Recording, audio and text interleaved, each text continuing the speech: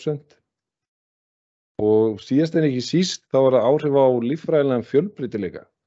Það er nú erfitt að mæla líffræðilegan fjölbreytileika svona, það er ekki hlaupið að því. Þannig hérna er bara einn vísir sem að kannski gefur okkur svona hugmyndum hver stærra gráðan gæti verið. Og þarna er lífmassi allra spendýra, og þá erum bara að tala öll spendýr, reyndar án manna þarna í þessari súlu, að þá er búfénaðurinn okkar 94% af öllum lífmassa spendýr. Þannig að allar mýs, hvalir, refir, ljón, öll villt spendýr eru þarna ekki nema 6%. Þetta er ótrúlega staðreynd og hún er líka nýleg. Þetta kemur úr rannsókn sem var gerð 2018 og fyrir þann tíma hafði lífmassi allra lífvera á plántunni ekki verið metinn, bara var ekki þekkt. Þannig að þetta er algjörlega nýjar upplýsingar og mér finnst þetta svo merkilegt, þannig ég ætla að skoða þetta aðeins nánar, þessa súlu. Þannig að við bara zooma aðeins út og bara hvað er ég að tala um eiginlega. Lífmassi, sem sagt allra lífvera á jörðinni, hvernig skiptist hann?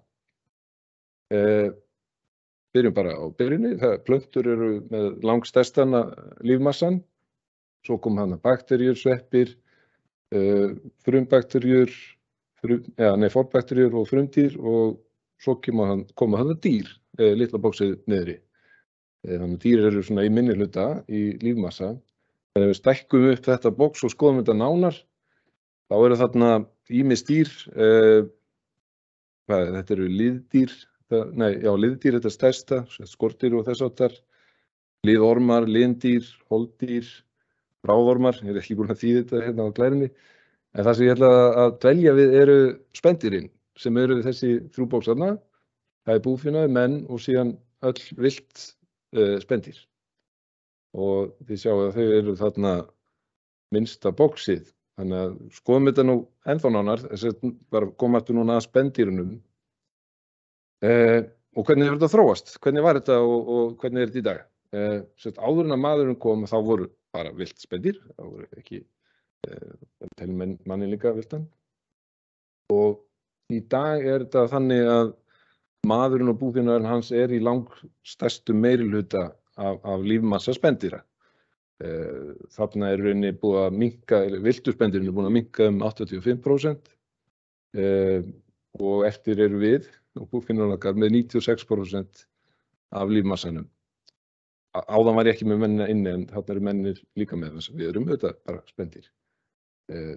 Þetta er bara ótrúlegt, öll villt spendýr, bara allir dýrlistættinni sem maður er búin að sjá, maður ímyndar sér eitthvað en að þetta er svo stórt og mikið en þetta bara jafnast ekkert á við búfénaðurinn okkar og okkur. Það er ótrúlegt.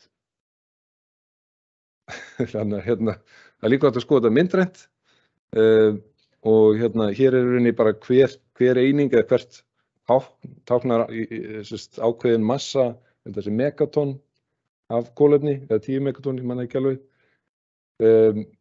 Og þá eru þarna villtu spendýrin með 7 tákn, mennirnir með talsvert meira táknum og svo kemur þarna búfénaðurinn okkar sem er náttúrulega mest nautgripir, svo svín og hvað fleira, buffalóar og svo framvegis. Þetta er bara mjög sláandi og maður spyr sig bara af hverju vissi ég þetta ekki áður og af hverju var þetta ekki kennt manni bara í náttúrufræði í grunnskóla. Og bara aftur, þetta er eitthvað sem kom ekki fram á sjónarsviði fyrr en árið 2018 þegar þessi rannsókn kom út. Sama að segja með fugla, þar er svona svipað, þar er alifuglar, eru 70% af lífmassa allra fugla, þannig að allir ernir, spörfuglar, mávar, bara allir villti fuglar eru ekki nema þriðjungur tæpur. Þannig að þetta er heilmikið spór sem við höfum tekið okkur, pláss sem við höfum tekið okkur á jörðinni. Og mér þótti það merkilegt þetta ég ákvað að kafa ofan í hrákögnin á þessari vísindagrein. Ég bara, maður náttúrulega trúður ekki, þegar maður heyrir þetta er ótrúlegt, getur þetta verið. Og ég kafa ofan í þetta og það er eins undirlaun í viðbót og það er hvort að þetta séu sjávar eða landspendýr. sem hægt að birta og þetta grafi bjó ég til sjálfur og hef ekki séð neins staðar annars staðar birt. Þannig þetta frekar nýjar upplýsingar líka. Það sem spendýrin eru sundurliðum og í rauninni það nokkuð jöfn skipting sko. Og hvað ég að tala þegar ég segi sjávarspendi, þá það náttúrulega bara hvalir. Rosalegu massi í hverju dýri, þannig að fá dýr, ég veit nú ekki hvað þú ert marga menn til þess að búa til eitt hval sko í massa, það einhver 10.000 eða hvað en það allavega, við erum 8 milljarðar, þannig að þetta safnast saman, 70 kíló hver eða 60. Já, þannig að landspendýrin hafa minnkað 87%, sjávarspendýrin 76% og eru þarna bara, já, samanlagt þessi 4% en ekki nema 1,5 og 2,5 eða hvort sig. Já, þannig að þetta eru áhrifin á lífmassa. Þetta kannski ekki beint líffræðilegur fjölbreytileiki en þetta önnur nálgun hver bara lífmassi þessara dýra eða lífmassi þessara lífvera. En snúum okkur nú að loftslagsmálum, þetta var svona einn parturinn. Ef ég skoður núna fyrstu súluna sem ég talaði alveg í blábyrjun, þá var það í rauninni losun gróðurhúsalofttegunda var 1/4 var vegna matar og ég ætla að reyna að einblína meira á það. Ef við skoðum það nánar sko hvað mikið af þessu, hvaðan eru þessi áhrif að koma, þá þetta mest dýraafurðir og ef við skoðum þær nánar þá þetta helmingur framleiðsla á nautakjöti og lambakjöti. Og það líka hægt að skoða þetta bara eftir matvælum og horfa á hvert matvæli, hvernig það. Þarna losun per skammt af matvæli, þetta erlend gögn, en við erum með innlend líka. Nautakjöt þarna efst, lambakjöt og svo framvegis. Þið sjáðu þetta líka á bili, það hægt að framleiða nautakjöt með vistunum hætti, það líka hægt að gera mjög illa. Þannig að þú væri að ryðja regnskóg í Brasilíu, segjum, þú mætir á veitingó, svo færðir eitthvað ribeye steik frá Argentínu eða Brasilíu, þá kannski búið að ryðja regnskóg til þess að vera með graslendi fyrir nautgripina, þá meiri áhrif. Ég sjá líka sum matvæli eru þarna bara greinilega alltaf með lágt kolefnisspor. En ok, þetta búið að vera svo mikið af erfiðum upplýsingum kannski fram að þessu. En það eitt jákvætt í þessu að það að það bendir allt til þess að loftslagsvænt mataræði sé líka heilsusamlegt mataræði. Þetta tvinnist almennt sér saman. Þannig að ef tilengum okkur ákveðum mataræði þá getum við bæði fengið svona heilsufarslegan og umhverfislegan ávinning. Og hvernig lítur sá diskur út, það mataræði, að það búið að meta það og það þessi diskur.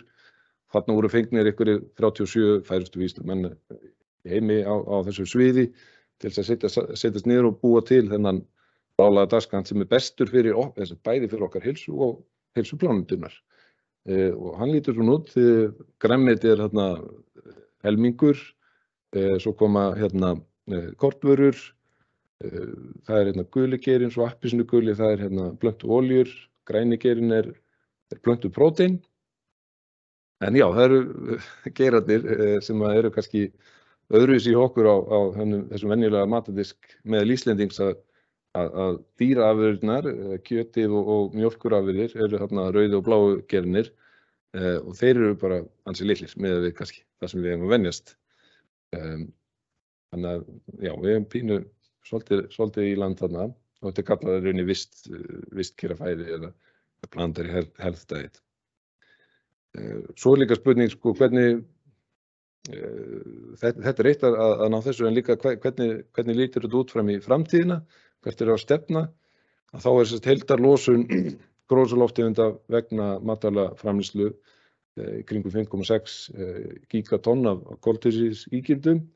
Það stefnir allt í að þetta tvöfaldist vegna þess að okkur bæði að fjölga á plánetunni og svo alltaf fleiri og fleiri að tileinka sér okkar vestræna matræði, miklu kjöti og mjólkurafurðum. En hvert þyrftum við að stefna, það kannski þessi blá lína og þessi framreikningar sýna það að ef við tilengum okkur eitthvað mataræði eins og ég sýndi rétt áðan, loftslagsvænt mataræði og drögum úr matarsóun, þá hægt að halda okkur innan marka eða innan í skefjum. Þannig að þangað ættum við klárlega að stefna. Hvað með Ísland? Ég er nú búinn að tala rosalega mikið á heimsvísu, þannig að við aðeins svona skoðum hvernig staðan á Íslandi. Þá ætla ég að tala kolefnisspor eða loftslagsbókhald Íslands. Og ég ætla aðeins að tala 2 tegundir, þannig að ég bara rétt kynni þær hérna. Og þetta svona gróft séð þessar 2 tegundir sem hægt að skoða. Annaðhvort ertu með svæðisbundið kolefnisspor, þá ertu bara að tala beinalosun frá landinu. Þetta það sem Umhverfisstofnun heldur utan í sínu loftslagsbókhaldi Íslands, gagnvart alþjóðasamningum. Og það var bara það gerist hérna innan landsins, álverin og allt eru með en það sem að gerast erlendis tilheyrir ekki okkur. Svo hinn nálgunin og það svona neysludrifið kolefnisspor. Þá ert að rekja upp virðiskeðjuna alveg á milli landa, þannig að þú ert að neyta einhverja vöru, þá ert að skoða hver voru áhrifin af framleiðslu hennar óháð landamærum. Það bara skiptir ekki máli hvað hún var framleidd. Þú bæði með þessa beinu og óbeinu losun. Og ef ég tek sem dæmi, álverin voru í fyrri tegundinni af kolefnissporinu, en í seinna kolefnissporinu þá verði þau ekki með vegna þess að það áli er notað til að framleiða einhverja vöru sem einhver annar neytir. Þannig að en á móti kemur fá við, sementið eða eitthvað við að byggja húsin okkar, það væri með í þessu bókhaldi.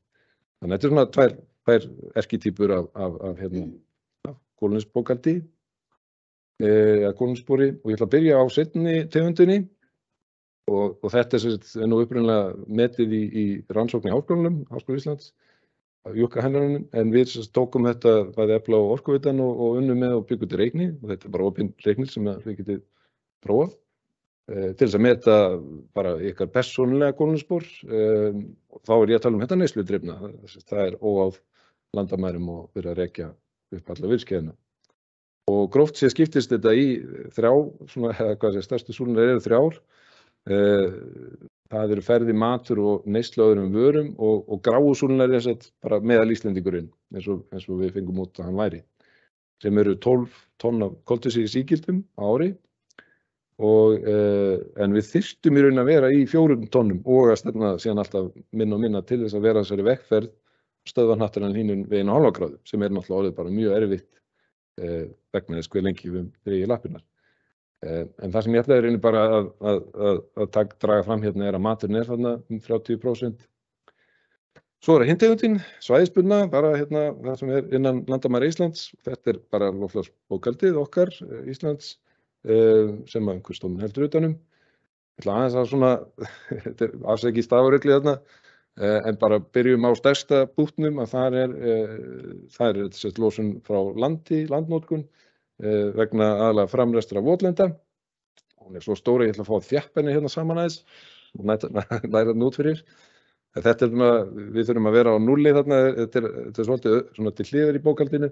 Þannig ef við skoðum bara það sem að eftir stendur og þá er þetta losun án landnotkunar. En þarna er stóriðja kannski stærsti parturinn, hún er líka í sérkerfi sem að ég kannski fer ekki að útskýra núna, en og það er Umhverfisstofnun þekkir þetta líka vel. Það er bara sérkerfi. En ef við skoðum þetta svona, þá er rauninni landbúnaður og sjávarútvegur 1/4. Ef við sleppum stóriðjunni, sem var stærsti búturinn, þá er landbúnaður og sjávarútvegur 40%.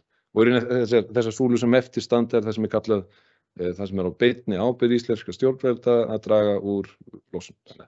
Þetta er svona, stóriðjan er svolítið annað til hliðar. En það sem ég reyni bara að segja, að það svolítið skiptir ekki máli hvernig við skoðum þetta, að þetta er yfirleitt á bilinu, svona 4, 3 af losun gróðurhúsalofttegunda hjá okkur. Eiginlega sama hvernig við skoðum það og hvort það er heimsvísu eða á Íslandi. Svo nú hérna eins svona vangavelta í lokin. Til hvers vorum við aftur að framleiða allt þetta votlendi? Það var náttúrulega fyrir landbúnað, ekki satt, til að rækta hérna lambakjöt fyrst og fremst. Þannig að það máli spyrja sig hvort að þetta er að tilheyra líka landbúnaði, en eldfim umræðir ekki að fara í, en held ég samt til haga. Hvað þetta er á það? margt sem við búin að fara yfir hérna, en það náttúrulega ýmislegt sem hægt að gera bara almennt séð, því meira á land sem við friðum, að því meira gefum við eftir fyrir líffræðilega fjölbreytileika, drögum úr kjötneyslu, þá minnkum við það á heimsvísu. En ég ætla að reyna bara aðeins að kynna lausn sem að við hjá Öflug byggum til, út af því okkur þótti þetta mikið vandamál og erfitt að fá fólk til þess að hugsa þessi mál og breyta sinni hegðun. Þannig að við byggum til það sem við köllum matarspor, sem bara einfaldur svona vefhugbúnaður, þar sem að þú ber saman kolefnisspor, matvæla og líka næringagildi. Svo við viljum samtvinna þetta, við viljum meina þetta fari saman og þá getur fólk í rauninni mætt í mötuneytið sér hvað kolefnissporið og tekið upplýst ákvörðun sína neyslu. Þannig að þetta eru upplýsingar sem liggja ekkert á lausu. Fólk veit kannski aðeins, já, kjöt eitthvað en ekkert svona nákvæmlega. Og þetta líka fínt til að slá alls konar mýtur og sem þarna úti. Þetta þá leiðir líka fyrir stofnanir og fyrirtæki sína samfélagslega ábyrgð í verki. Við erum náttúrulega flestur að hugsa að gera loftslagsbókhald og eru byrjað á því jafnvel. Og þetta þá eitthvað sem mjög sjaldan tekið með, maturinn. Það ekki fyrsta sem pælt í, það náttúrulega rafbílar og bílarnir og flugferðir og allt þetta. Þetta eitthvað það sem kæmi þarna inn í svokallað umfang 3 áhrif matarins. Á hverju byggir þetta? Þarna erum við að nota svona sambærilegt eins og ég talaði áðan neysludrifið en kannski ekki alveg nákvæmlega eins. Að þetta byggir á svokallum vistfyrirlisgreiningum. Þá þetta að rekja umhverfisáhrif af einhverju vöru upp virðiskeiðina, allt sem þú þurftir til að framleiða hana og losun á hverju skrifi. Og gagnagrunnurinn okkar núna með, rúmlega 70 matvæli. Og við tökum líka allar íslensku greiningarnar sem hafa verið gerðar, alls konar kolefnissporsgreiningar á matvælum. Svo þetta fyllum við inn í götin í þeim til að þau passi við restin af gagnagrunnum og þetta notum við byggjum á.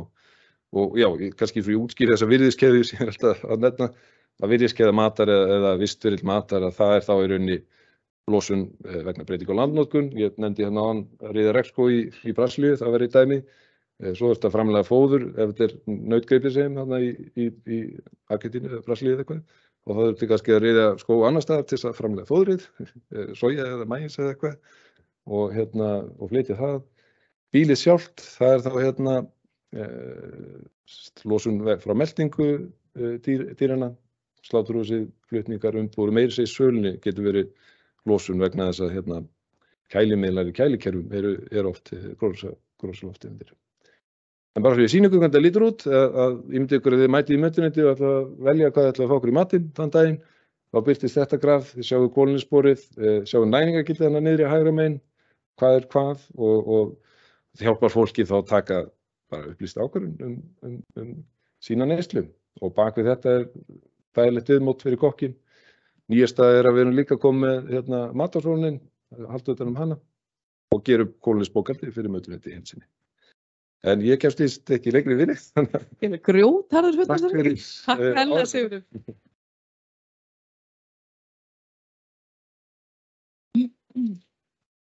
Mér langar svo að bjóða upp á eina spurningu úr sal.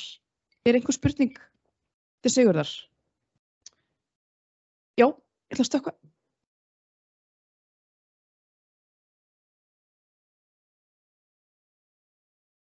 Snorri frá Ferðamálastofu.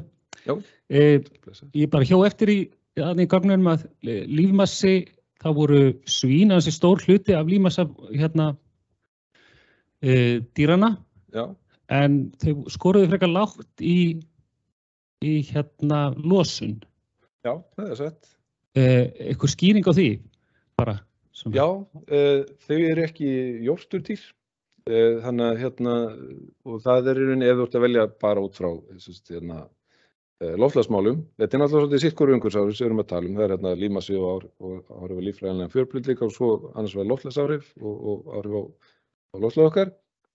Að búfénaður og lömb eða kindur eru jórturdýr, það að brjóta niður beðma úr grasi og þaðan mikið af metani að koma frá meltingunni. Aðalega ropi kúnna þá. En svín hins vegar alætur og borða bara allt mögulegt og það ekki eiga sér sama niðurbrotsferli í meltingunni. Þannig að það er meira líkt okkur í rauninni og þess vegna í rauninni fyrir hvert svín ertu ekki með jafn mikla losun gróðurhúsalofttegunda en massin eins og er töluverður sko. Þannig að bara mjög flott að taka til þessu. Takk fyrir spurninguna. Já, takk fyrir.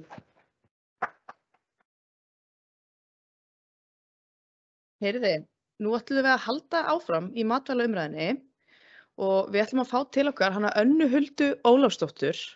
Hún er áhugamanneskja umhverfismál, nú er ég að spóla hérna, og heilbrigðan lífstíl, en hún er ekki bara það. Hún er líka skrifstofustjóri á sviði loftslagsþjónustu og aðlögunar hjá Veðurstofu Íslands.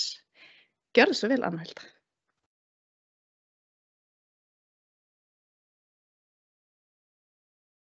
Takk fyrir.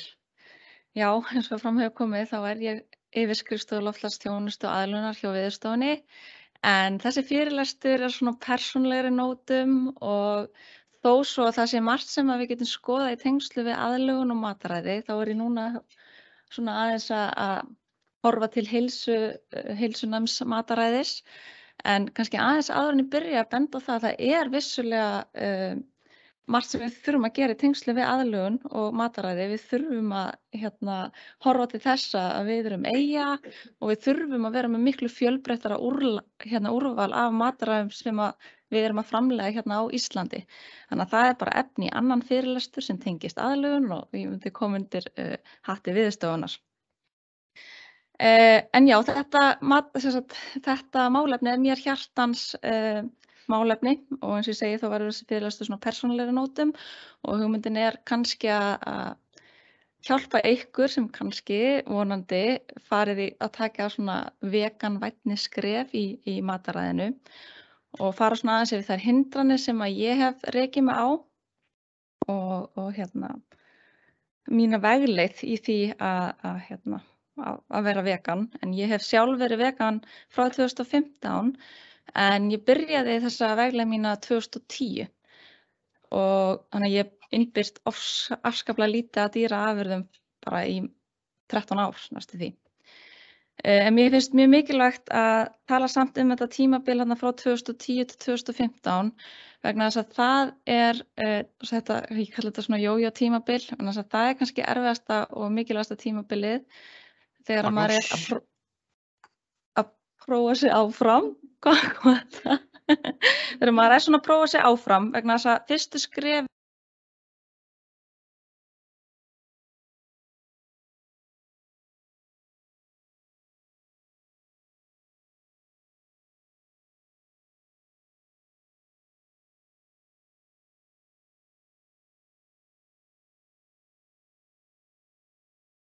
Þið eru á mute.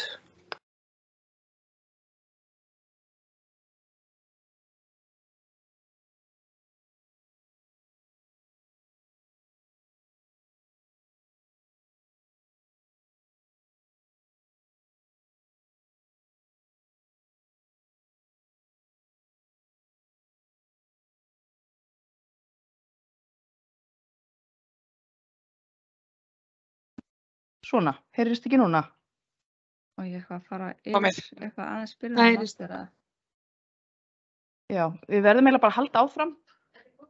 Já, einmitt, þetta er komið núna. Já, kannski bara þeir sem ekki heyrðu að segja að þessi fyrirlestur er svona persónulegri nótum og þó svo ég komið frá Veðurstofunni og fjallum aðlögun að loftslagsbreytingum þar, þá var það efni í annan fyrirlestur en ég vona að þessi fyrirlestur geti svona hjálpan þeir sem er að taka sín fyrstu veganvænni skref í mataræði.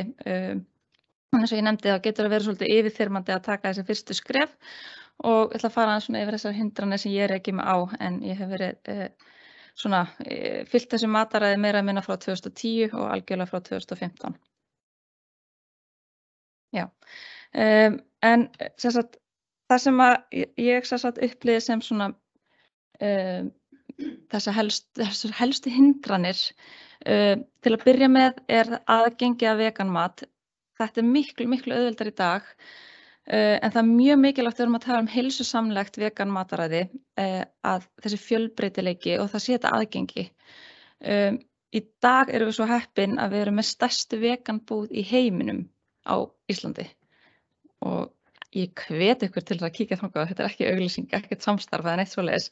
En hún í Faxafinninu og þannig að aðgengi hefur batnað mjög mikið, en eins og ég segi þá það eitt af lykilatriðunum til þess að fylgja heilsusamlegu vegan mataræði að það sé fjölbreytt. En svo það þessi lærdómskurfa sem getur líka verið svolítið yfirþyrmandi og það mjög mikilvægt að gerum okkur grein fyrir því að við þurfum svolítið að læra elda upp á nýtt. Við erum ekki alltaf að gera matinn sem við vorum að gera áður, að reyna að gera hann eins.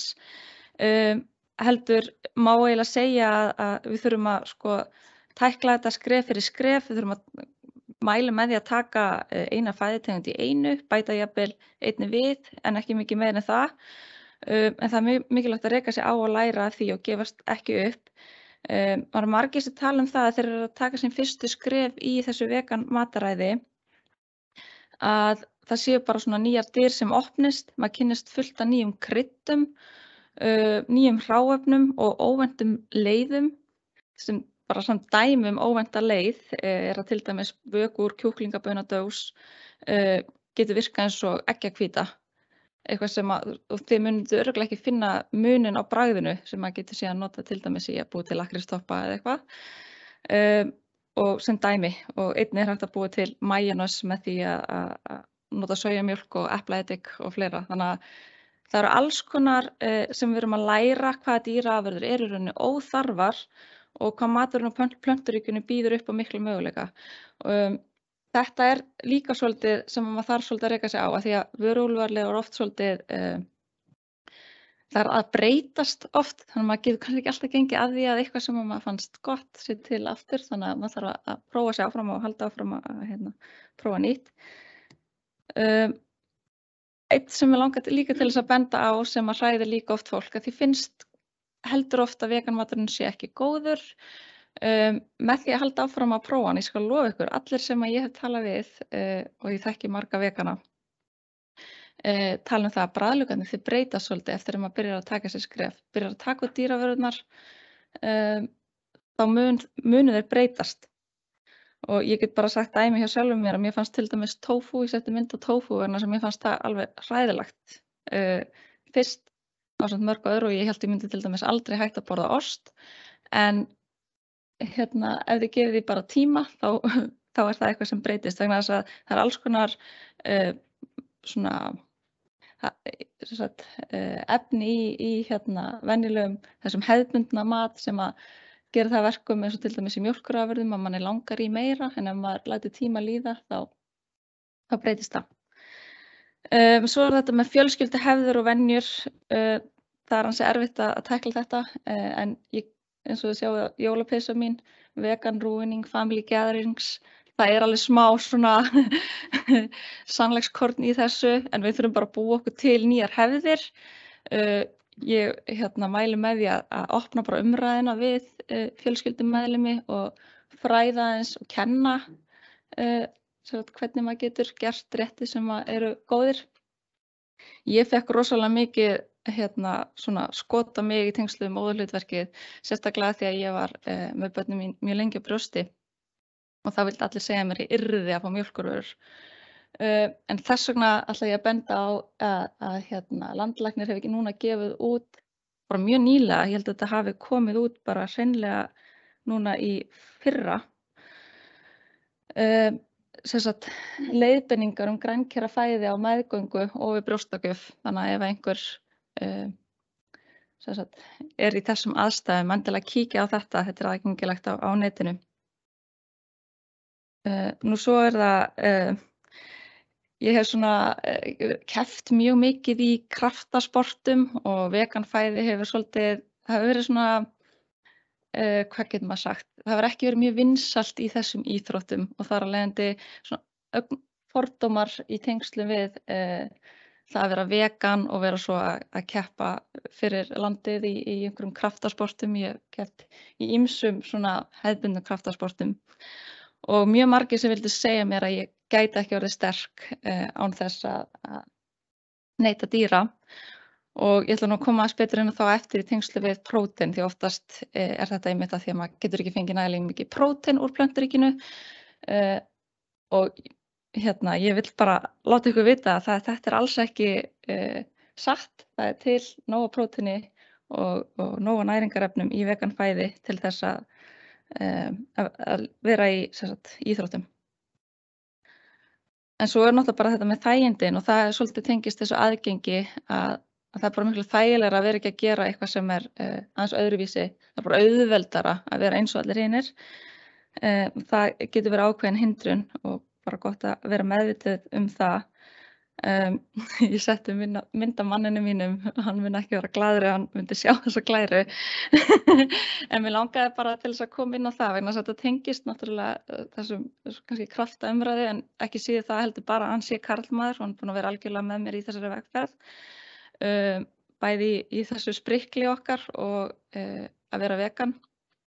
En þó svo ég hef upplifað svona votta fordómum í gegnum mínar íþrótta vegferð, þá hann einhvern veginn orðið miklu meira skotmark fyrir það að vera karlmaður og að vera vegan. Og það líka bara eitthvað sem við þurfum að breyta þessum staðalímyndum, að það sé, að því þetta alls ekki verra mataræði fyrir karlmenn heldur en kvenmenn. Oft hefur verið talað einhverjum svona soyboys, eins og soja sé slæmt fyrir karlmenn.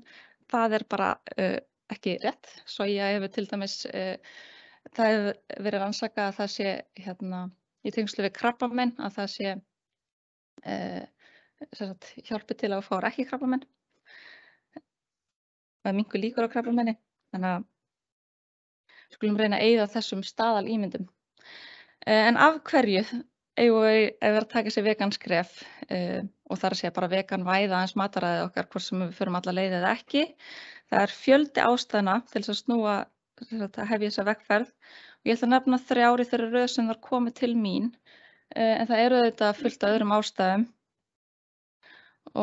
en kannski svona hjálpar það aðeins til þess að skilja.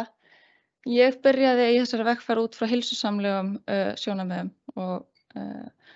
og ekki endilega í tengslu við íþróttirnar, heldur kom það til mín þegar ég fór að skoða aðeins að náinn fjölskyldumeðlimi fékk krabbamein, og það leiddi mig svona inn á það að ég fór í ákveðna rannsóknarvinnu og komst að því að veganfæði einstaklega gott til þess að berjast við krabbamein. En samkvæmt World Health Organization þá eykur neysla á rauðu kjöti líkur á krabbameini, sama við unnu kjöt. En einnig styðja rannsóknir við að veganfæði minnki líkur á krabbameini, og það til dæmis World Cancer Research Fund og American Institute for Cancer Research og svo fleiri sem að mæla með með slíku fæði. En það eru auðvitað fjölmargar aðrar heilsufarslegar ástæður til þess að vera vegan, eða bara taka veganvænni skref. Ég tala alltaf vegan, en það hjálpar líka bara að minnka neyslu á dýraafurðum. En ég segja stundu þegar ég spurð út í heilnæmt mataræði og veganisma að ég alveg sannfærð það að vegan mataræði heilsusamlegasta mataræðið. Það mín persónulega skoðun og margra annara, að utanskildum auðvitað þeim sem eru með einhver sérstök ofnæmi eða eitthvað slíkt. En það þarf að vera ofsalega vel skipulagt til þess að það sé svona heilsunæmt. En það krefst eins og segi þessa skipulags, en að sama skapi nefnilega ofsalega auðvelt að borða ofsalega óhollt og vera vegan, og það verður alltaf auðveldara með hverjum deginum. Þannig að það ekki endilega bara það að vera vegan að þú sért þá að borða mjög heilnæmt. Við þurfum að vanda okkur, við þurfum að passa okkur, og sérstaklega erum að taka þessi fyrstu skref að við þurfum aðeins að hugsa hvernig við byggjum upp matinn okkar, og það bara fræðsla sem þarf að eiga sér stað. Sigurður talaði loftslagsmálin, en ég ætla ekki að fara út í það. Það var alveg augljóst ávinningur með veganvænna mataræði í tengslu við loftslagið okkar. Þannig að ég ætla svolítið eins og segja ekki að fara neitt mikið meir í það, en þetta var svona sá punktur sem kom til mín næst í röðinni, því áður en ég var hjá Veðurstofunni, ég var í dósent hjá Háskólanum og fór svona aðeins inn á þessi loftslagsmál þar. En það alveg kristaltært að það ekki nóg að einstaka maður kjósa að vera vegan í þessu samhengi. Við þurfum sko kerfisbreytingar til þess að við ná loftslagsmarkmiðum okkar. Við þurfum að umbreyta landbúnaðarkerfin okkar og kannski bara aðeins að minnast á það að í minni vinnu þá hef ég farið núna á 2 COP-ráðstefnur. Þetta eru myndir frá COP núna í ár og það var til dæmis vegan mótmæli, það var rosa lítið af mótmælum í ár en þeir sem vita að COP var haldið í Egyptalandi og það var svona sérstakt þar en það voru nokkrar vegan beljur sem tóku á móti mér í hvert einasta skipti sem að ég fór inn á ráðstefnusvæðið. Og ég fann að það var ákveðin breyting sem eiga sér stað og ég sannfærð að sú breyting mun halda áfram. Í Presidency Summary þá kom fram að breyting þyrfti að vera á mataræði fólks og leita þyrfti eftir vegan próteingjöfum og það var mikið talað fjármögnun í tengslu við svona sérstaklega á þessum hliðarviðburðum í tengslu við það að þróa vegan próteingjafa. Reyndar líka mikið talað hér nokkra fyrirlestra við ættum að fara að snokra að borða skordýr en það kannski svona á gráðsvæði tengslu við veganisma en gott fyrir umhverfið kannski. Ég ætla eiginlega ekkert að tala síðasta punktin en bara svona bið ykkur að skoða það sjálf. Þetta svona óvinsalegasti punkturinn kannski og kannski svo umdeildasti. Hann kom til mín síðast að því hreinlega þá bara var ég ekki tilbúin að opna þessa hurð fyrir en ég vissi að ég gæti alveg verið vegan sjálf. En ég ætla samt að benda á eitt að eins og ég segi bara endalega kynna ykkur þetta sjálf. Það til alls konar heimildarmyndir sem ágætt svona fyrsta skref eins og Dominion og Cowspiracy til þess að svona opna þessa hurð. En samtök dýravelferð á Íslandi að standa fyrir vitundavakningu núna bersmubúskap í svínarækt og það ýmis fróðleikur á síðunni þeirra. Þeir að hvetja fólk til þess að sleppa hamborgarhryggnum í ár. Þannig að endilega skoðið það.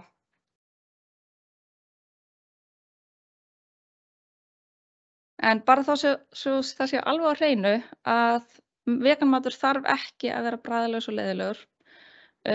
Þetta misskilningur sem betur fer ekki jafn algengur í dag og fyrir nokkrum árum.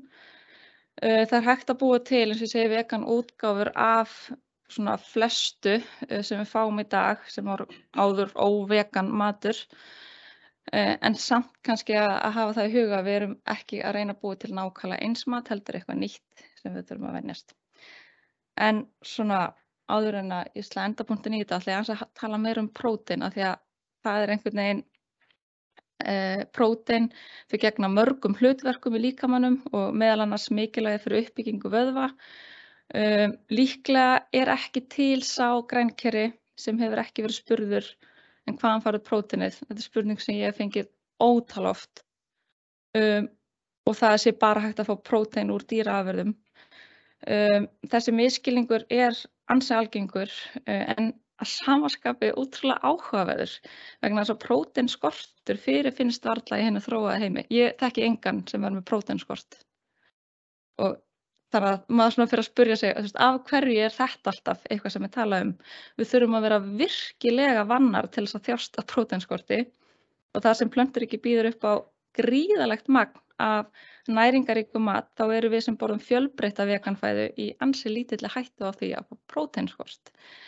En dæmi próteinríka fæðu úr plönturíkinu þá eru baunir, linsur, tofu og aðrar sojavörur, seitan, tempe, quinoa, bókahveiti, möndlur, hnetur, búlgur og fræ, brokkoli og svo mætti áfram telja. Þannig að það alls konar, maður þarf bara aðeins að vita, maður þarf að læra sérstaklega að elda úr öllum þessum baunum og linsum og svoleiðis. Og það eru allar lífsnauðsynlegar amínósýrur, það að segja amínósýrur eru byggingareiningar próteins sem finnast í jurtaríkinu.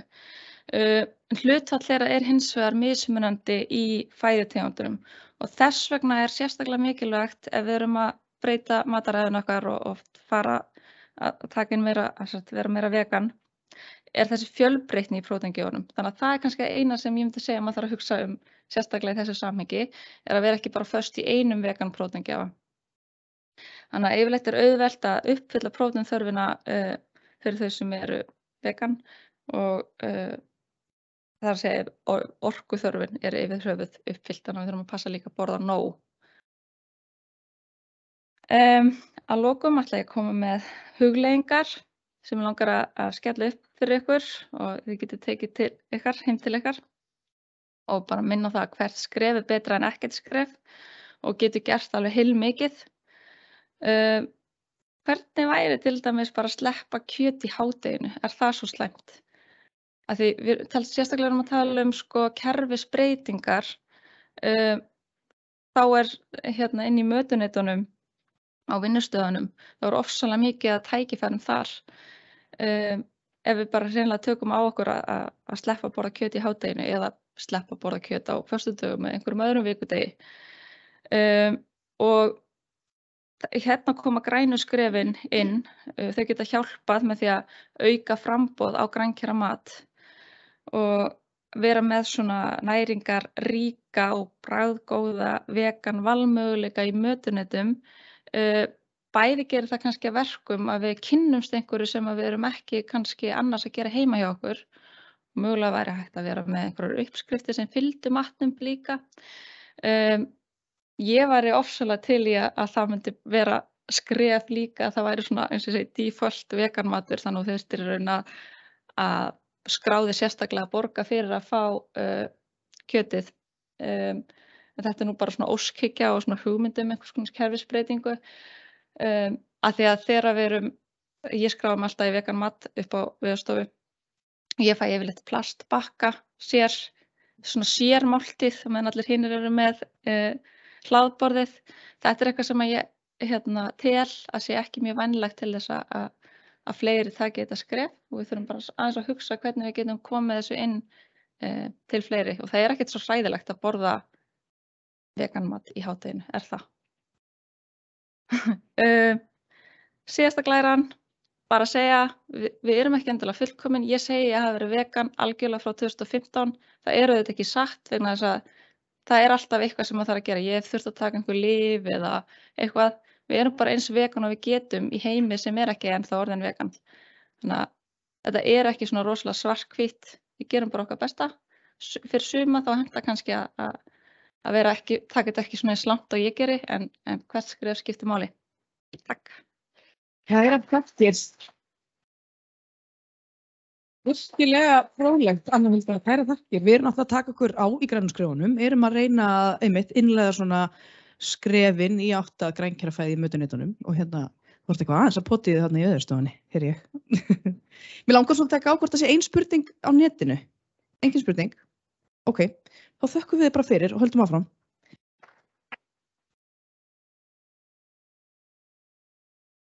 Þá komið að síðasta fyrirlesara fyrir kaffipásuna og hún náttúrulega alls ekki síst. Þetta hún Guðbjörg Gissurardóttir, hún sem sagt útgefandi, gefur út blað sem heitir Lifum betur í boði náttúrunnar, kemur út 3 ári og þetta sem sagt blað sjálfbæran og heilsusamlegan lífsstíl, bara út frá hinum ýmsu sjónarhornum. Ég mæli með því að kíkja á þetta er alveg dásamlegt blað.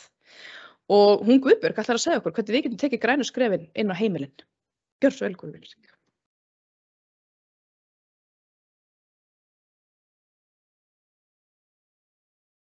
Góðan daginn. Já, grænskrefin á heimilin. Ykkur finnst kannski sumum nóg komið að vera bara með þessi grænu skref inn á vinnustaðnum. En ég ætla kannski að taka líka aðeins öðruvísi nálgun á grænu skrefin heima. Mér langar kannski að taka, og við lítum á þetta sem að taka nokkuð skref aftur á bak, eða líta rauninni tilbaka og skoða sögun okkar. Af því að við eigum örugglega ömmur og afa sem voru að gera ýmislegt rétt á þess að hafa svona mikið fyrir því eins og við þurfum að gera í dag. En allavega, ég var þannig að ég dýrkaði ömmu mína og ég fannst hún alveg stórmerkileg kona. Hún var svo nýtin og mér fannst þetta að vera svo flott. Hún tók kannski, það var fiskur í matinn, það var eitt lítið svona sporð eftir af fisknum, ein kartöfla, hálfu tómatur, hún saksaði þetta allt fínt niður, hrærði saman matalímið, setti þetta í eina litlu skýrdósunum sem hún geymdi og svo daginn eftir, voilà, skellti hún sig á borðið og þarna var komin forréttur, fiskur í hlaupi. Og þetta fannst mér alltaf bara bara magical, sko, hvernig amma galdraði fram alls konar einhvern veginn úr engu. Og það sem skemmtilegt var að ég átti vinkonu líka sem átti svona svipað ömmu og við vorum oft svona að deila sögum ömmu okkar, hvernig þær sko tækluðu hlutina. En amma hennar, hún reyndar kom okkur svona, það var eitt sem hún gerði sem við vorum bara, nei, herri, þarna gekk hún amma og hann svo langt. Amma hennar nefnilega þvoði álpappírinn og notaði hann aftur, endurnýtti sem sagt. Og við vorum bara, nei, þetta too much, sko. En hvað ger ég í dag? Ég þvæ drullu álpappírinn, þurrkan, brýtan fallega saman, setja hann í skúffu og nota hann aftur. Þannig að við erum bara komin tilbaka og mér finnst þetta fullkomlega eðlilegt. Þannig að þetta rauninni bara þessi grænu skref sem við höfum einhvern veginn haft alltaf fyrir okkur. Og ég segi stundum að kannski út frá svona ömmum og formaðurum að ef það væri til grænt umhverfisvænt gen, þá væri ég eflaust með alveg nokkur í mér. Og það skemmtilega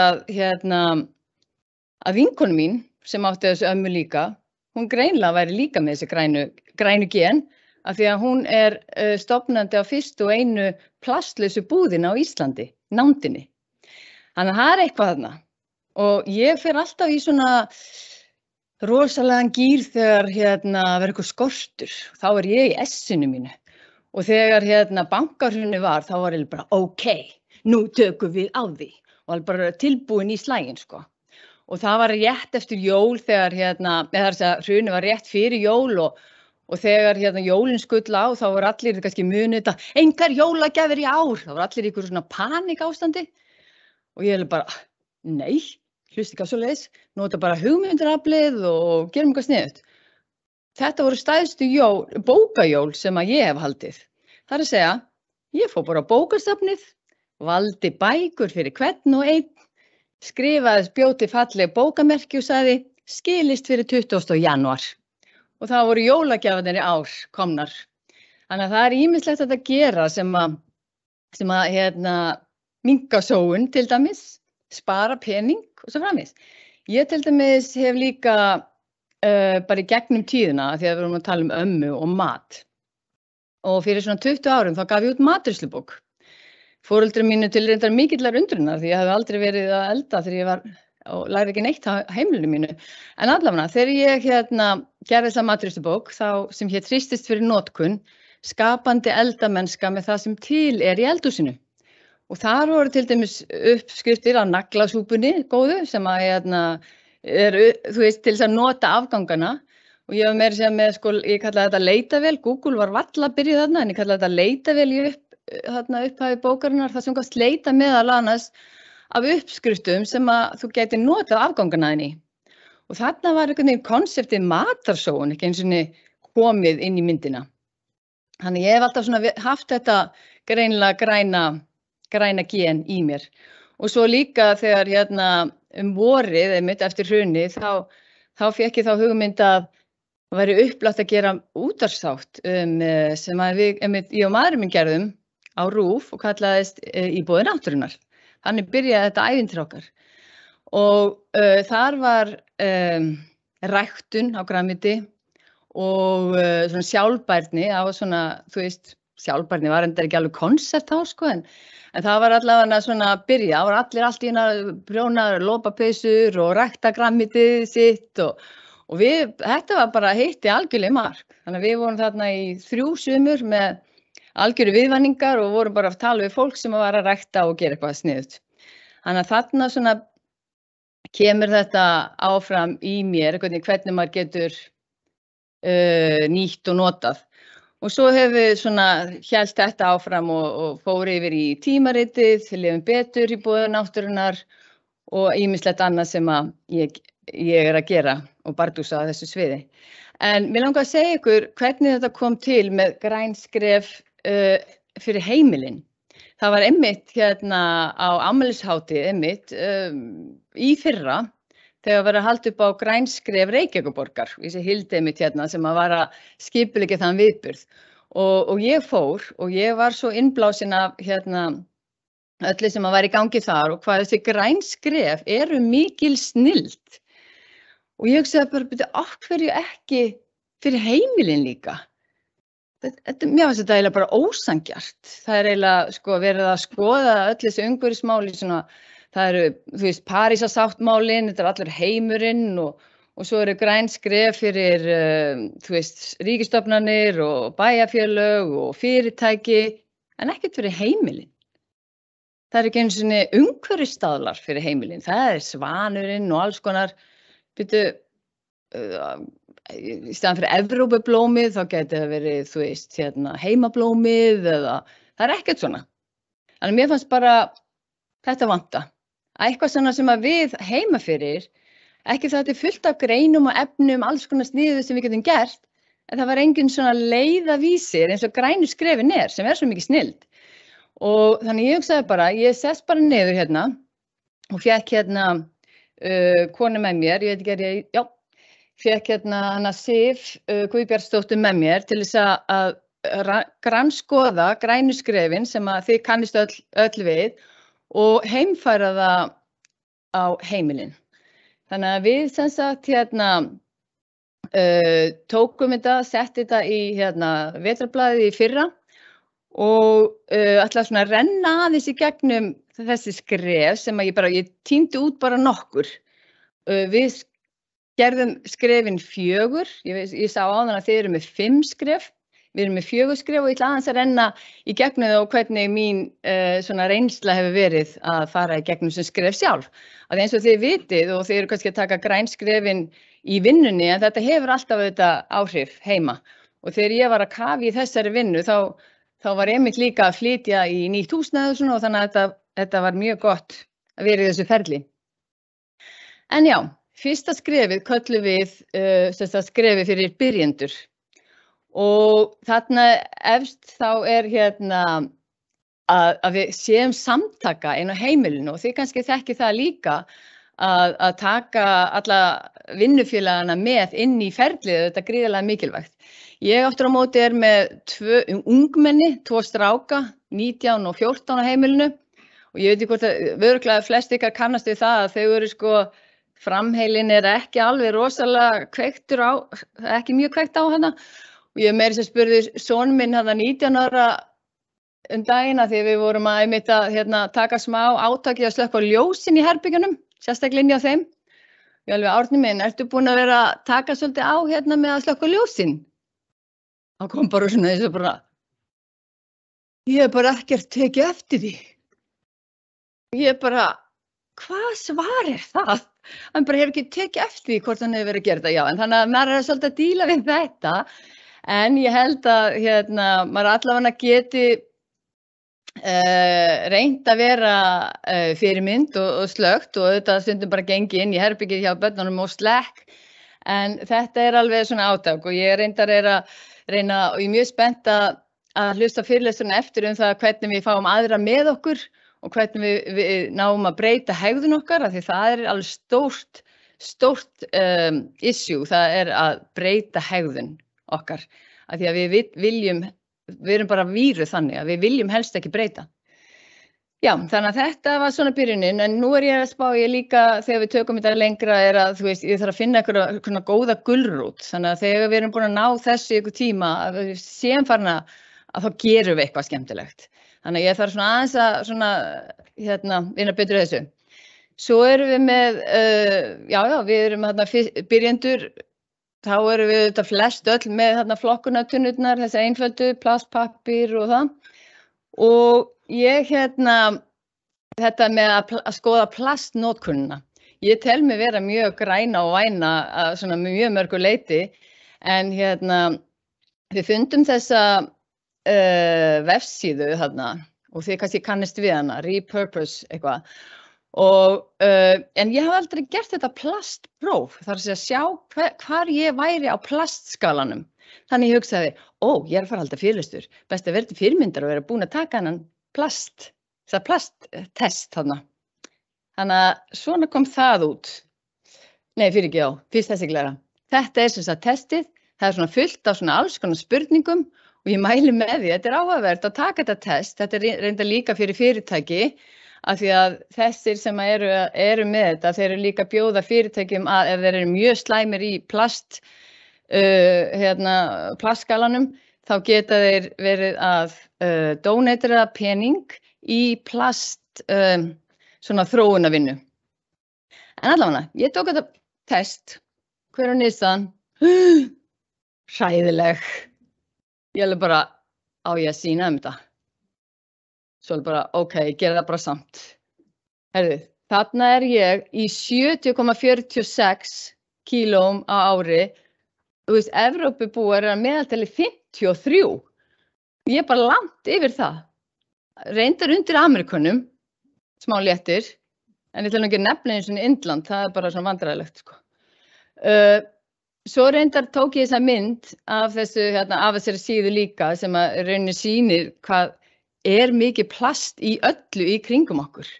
Ég meina, IKEA sófinn þarna 75% plast. Taskan, 90%. Og svo framvegis, þetta alveg magna hvað mikið plast í kringum okkur. En allavega, þegar ég var búin að fá þessa fyrstu niðurstöðu, þá hugsaði ég, nei, ég verð að gera þetta aftur. Ég verð aðeins að lesa þetta betur, þessar spurningar. Það getur ekki verið svona há, þú veist, í plastskalanum. Þannig að ég fór og las hver einustu spurning, leiðrétti aðeins, minnkaði aðeins plastið þarna og hér, sko. Og hvað kom út af því? Nei, ég var ennþá 25% yfir meðal Evrópubúa.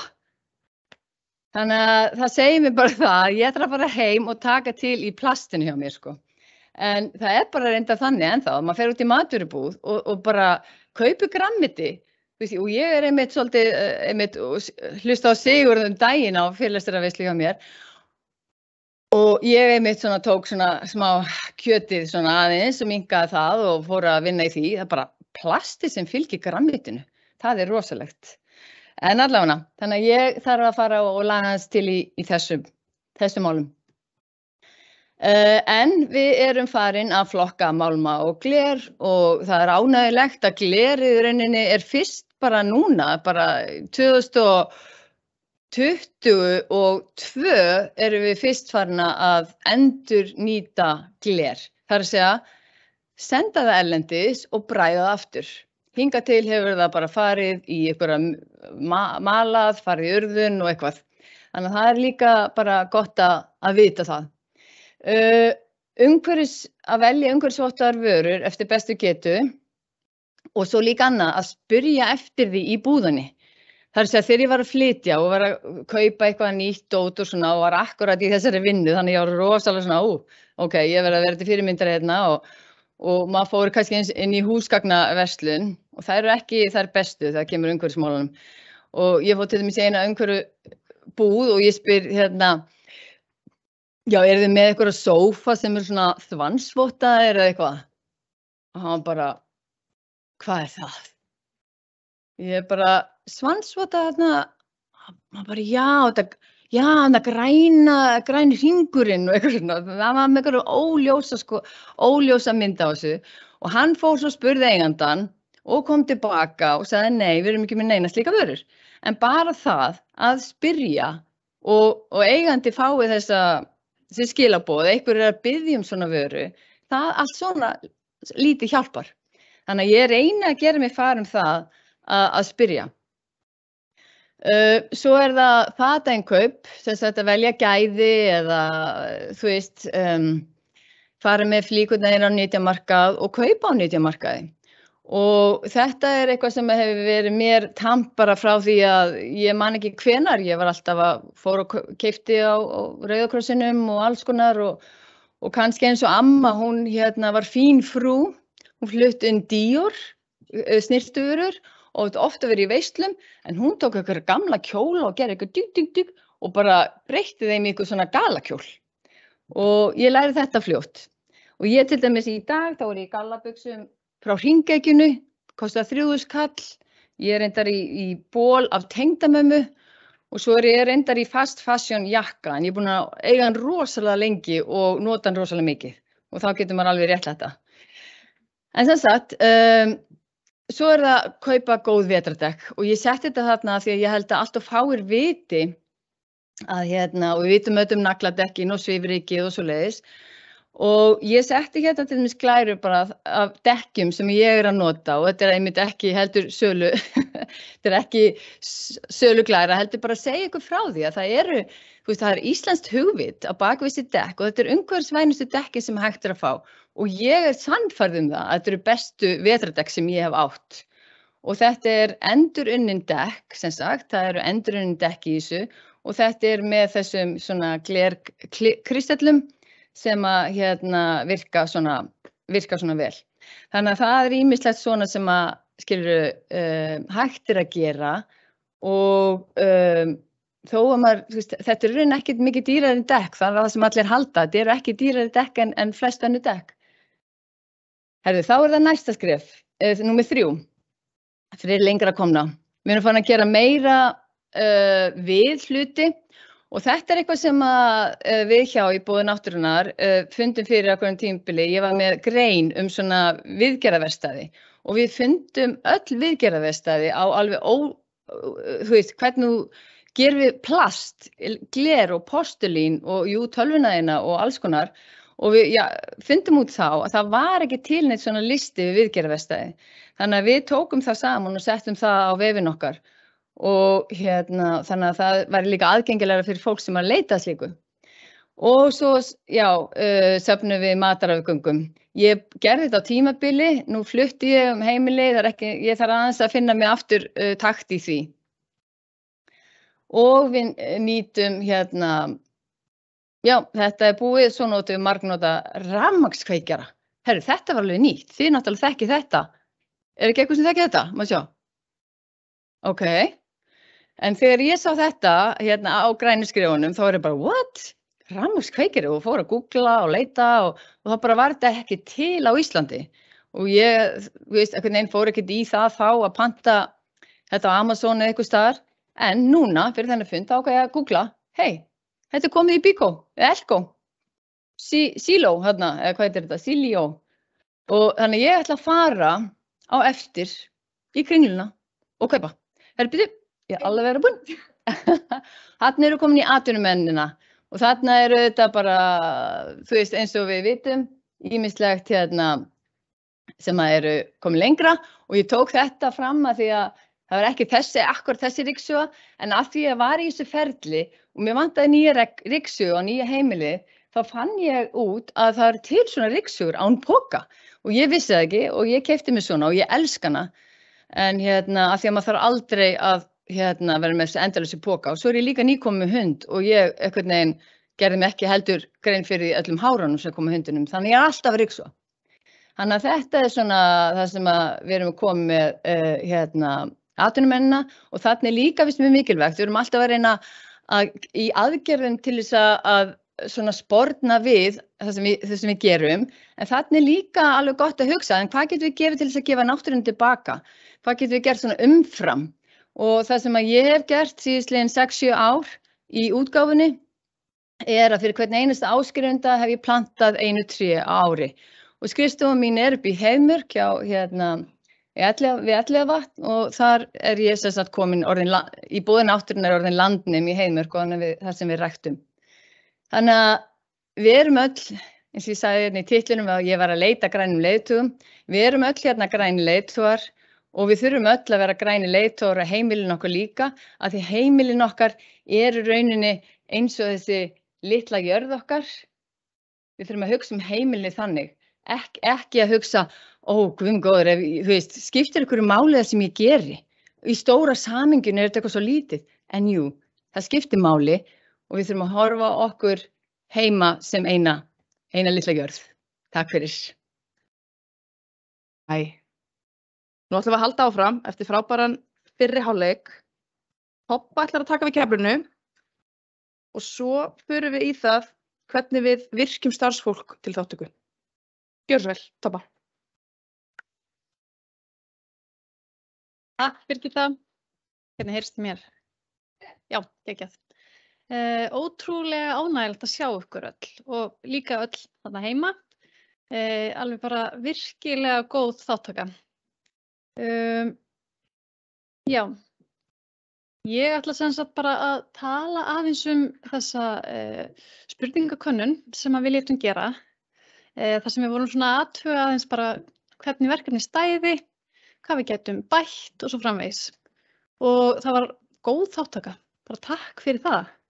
Ég held að við höfum ekki þurft að senda ykkur einhverja marga áminningapósta, þannig að það var bara strax mjög góð svörun sem ég held að skýrist kannski að því að þið sem eruð í þessu verkefni eru rosalega bara svona með í verkefninu. Maður finnur það alveg. Bara þegar maður hittir ykkur í úttekt og eins ef þið hafið hirt í ykkur í tölvupósti eða síma. Hvað, þú veist, þetta er svolítið eitt af ykkar aðalverkefnum og okkar ætla ég að segja, nei, en bara, já, þannig að bara takk fyrir það. Við erum ekki að deila glærunum, þannig við ætlum að... Ó, við erum víst ekki að deila glærunum. Þú veist, ef það er ekki eitt, þá er það annað, sko. En ég ætla bara að segja ykkur þá á meðan að ég stóð fyrir framan kaffivélina daginn, búin að hjóla í vinnuna, búin að skóla af mér, var að drekka lífrænan kaffibollan minn og það var bara svolítið ánægt. Ég var bara svona ákveðið þakklátt fyrir að hafa átt svona gæðamorgun.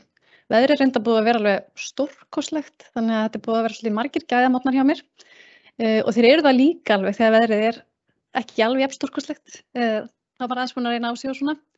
En ég er bara svona þakklátt fyrir það að vera á vinnustað sem að veiti mér þetta tækifæri og meira þess að hvetja mig til þess. Og þá fór ég að hugsa, ætli það sé einhverjir aðrir af þessum 17.080 starfsmönnum sem eru í grænu skrifunum með okkur eða jafnvel í grænu skrifum Reykjavíkurborgar eða hérna Vestfjarða eða þú veist sem eru í þessum sömu sporum akkurat núna. Drekka kaffibollan sinn, nýmætti til vinnu og bara ánægðir með þessa hvatningu sem þeir hafa fengið til þess að eiga akkurat svona morgun. Og það er kannski bara líklegt því að þessi spurningakönnun, hún sýndi að það er bara mikil ánægja með verkefnið.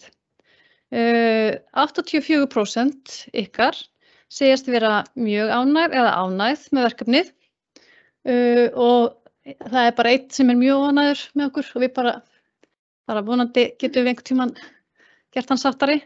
En þetta er ekki gefið og við héldum að þessar tölur eru kannski öðruvísi þegar verkefni var að skilda. Að því að þeir sem komu fyrst, þið komu mörg, vitum við bara út af Ástríu, það var svona bara, þið voru bara tilbúin, en það var svona eitthvað, nei, við vissum ekki hvort þetta er það sama með þína sem við væri svona nánast neittir í verkefni, en það er ekki.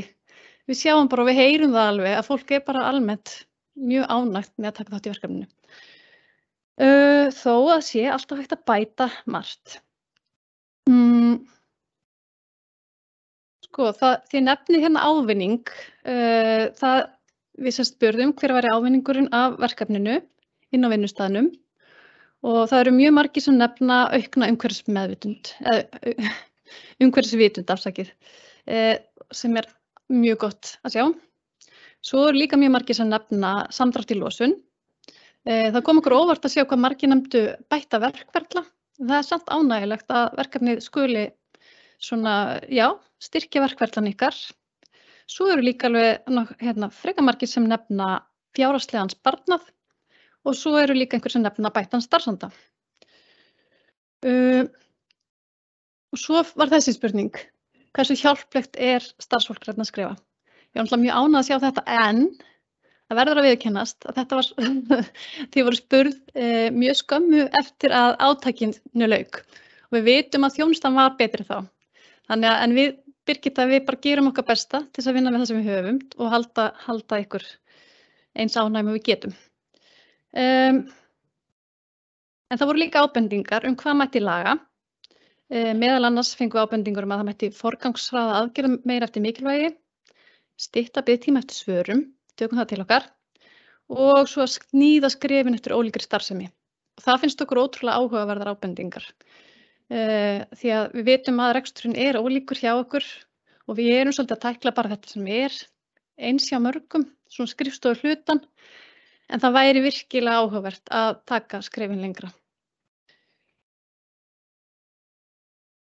Svo var það heimasíðan, þið eru bara ánægð með hana, en aftur ábendingar hvað mætti vera betra þar, meðal annars var bent á að það mætti vera fleiri merkingar, og meira miðlæg og kynningarefni.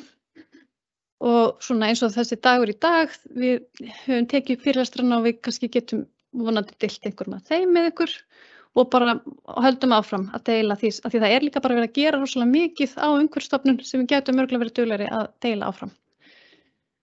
En svo voru áskoranir og það er alveg sláandi og reyndar kemur ekki á óvart því við heyrum það alveg í samtölunum við ykkur að það er erfitt að virkja samstarfsfólk til þátttöku. Og bara reynslan okkar sýnir að það gengur betur ef að yfirmenn eru on board, ef að margir eru saman í einlega, það hjálpar og svo er enn betra ef að grænu skrefin er einhvern veginn skrifuð inn í starfslýsinguna. Þannig að þetta sé ekki bara eitthvað svona ofan allt hitt og þetta er bara það sem við bæði sáum úr þessari könnun en líka það sem við höfum kannski heyrt í samtölum við ykkur.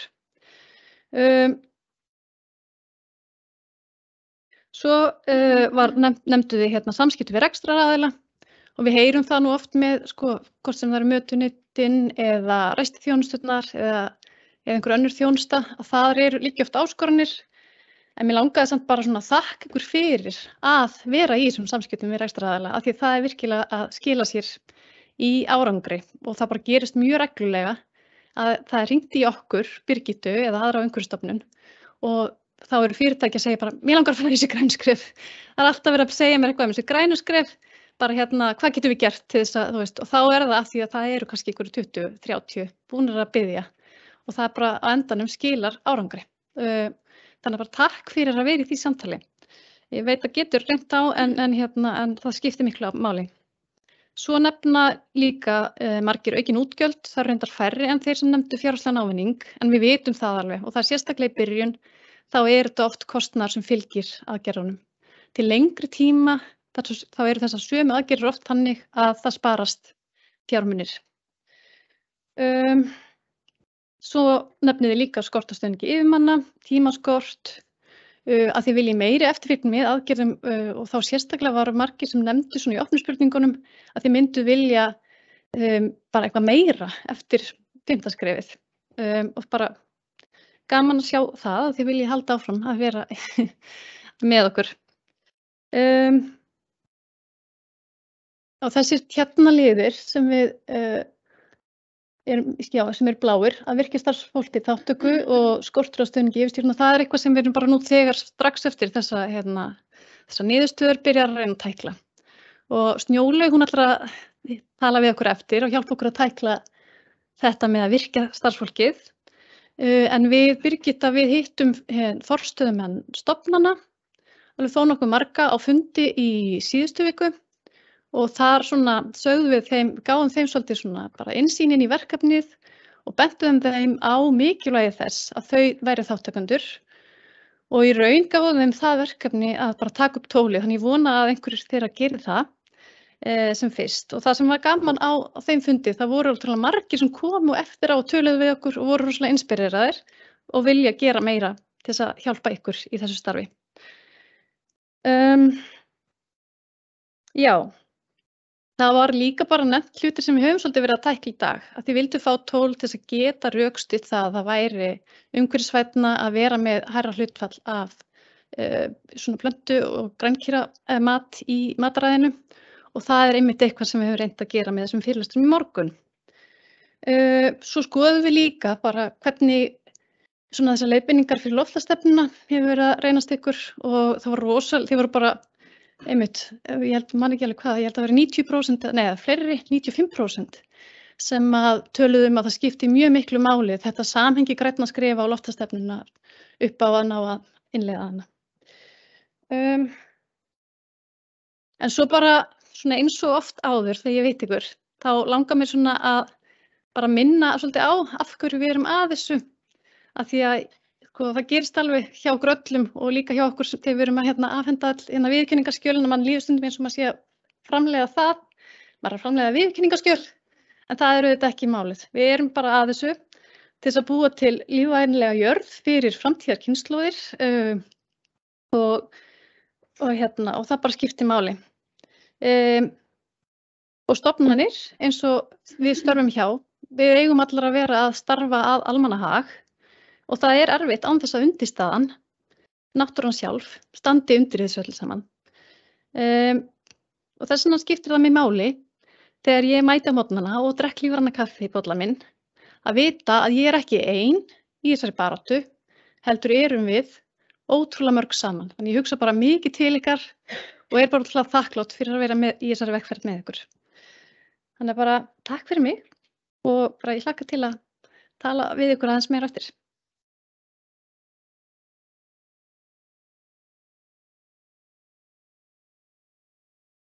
Takk fyrir þetta, Tobba. Og okkur ekkert að vanbúnaði. Við ætlum núna að fá hana Snjólaugu Ólafsdóttur. Hún umhverfisverkfræðingur og sjálfbærni leiðtogi hjá EY. Og hún algjört umhverfisséni og hún líka séni í því einmitt að fá fólk með sér þegar kemur að umhverfismálunum. Hún ætlar að gefa okkur svona góð ráð. Smá tækni, við þurfum að deila hennar klærum. Og í framhaldi af fyrirlestrinum hennar Snjólaugar, þá ætlum við að fara í borðavinnu. Bæði hérna á staðnum en líka í fjarfundi og vinna svolítið með hérna þessar lausnir. Gjörðu svo vel, Snjólaug.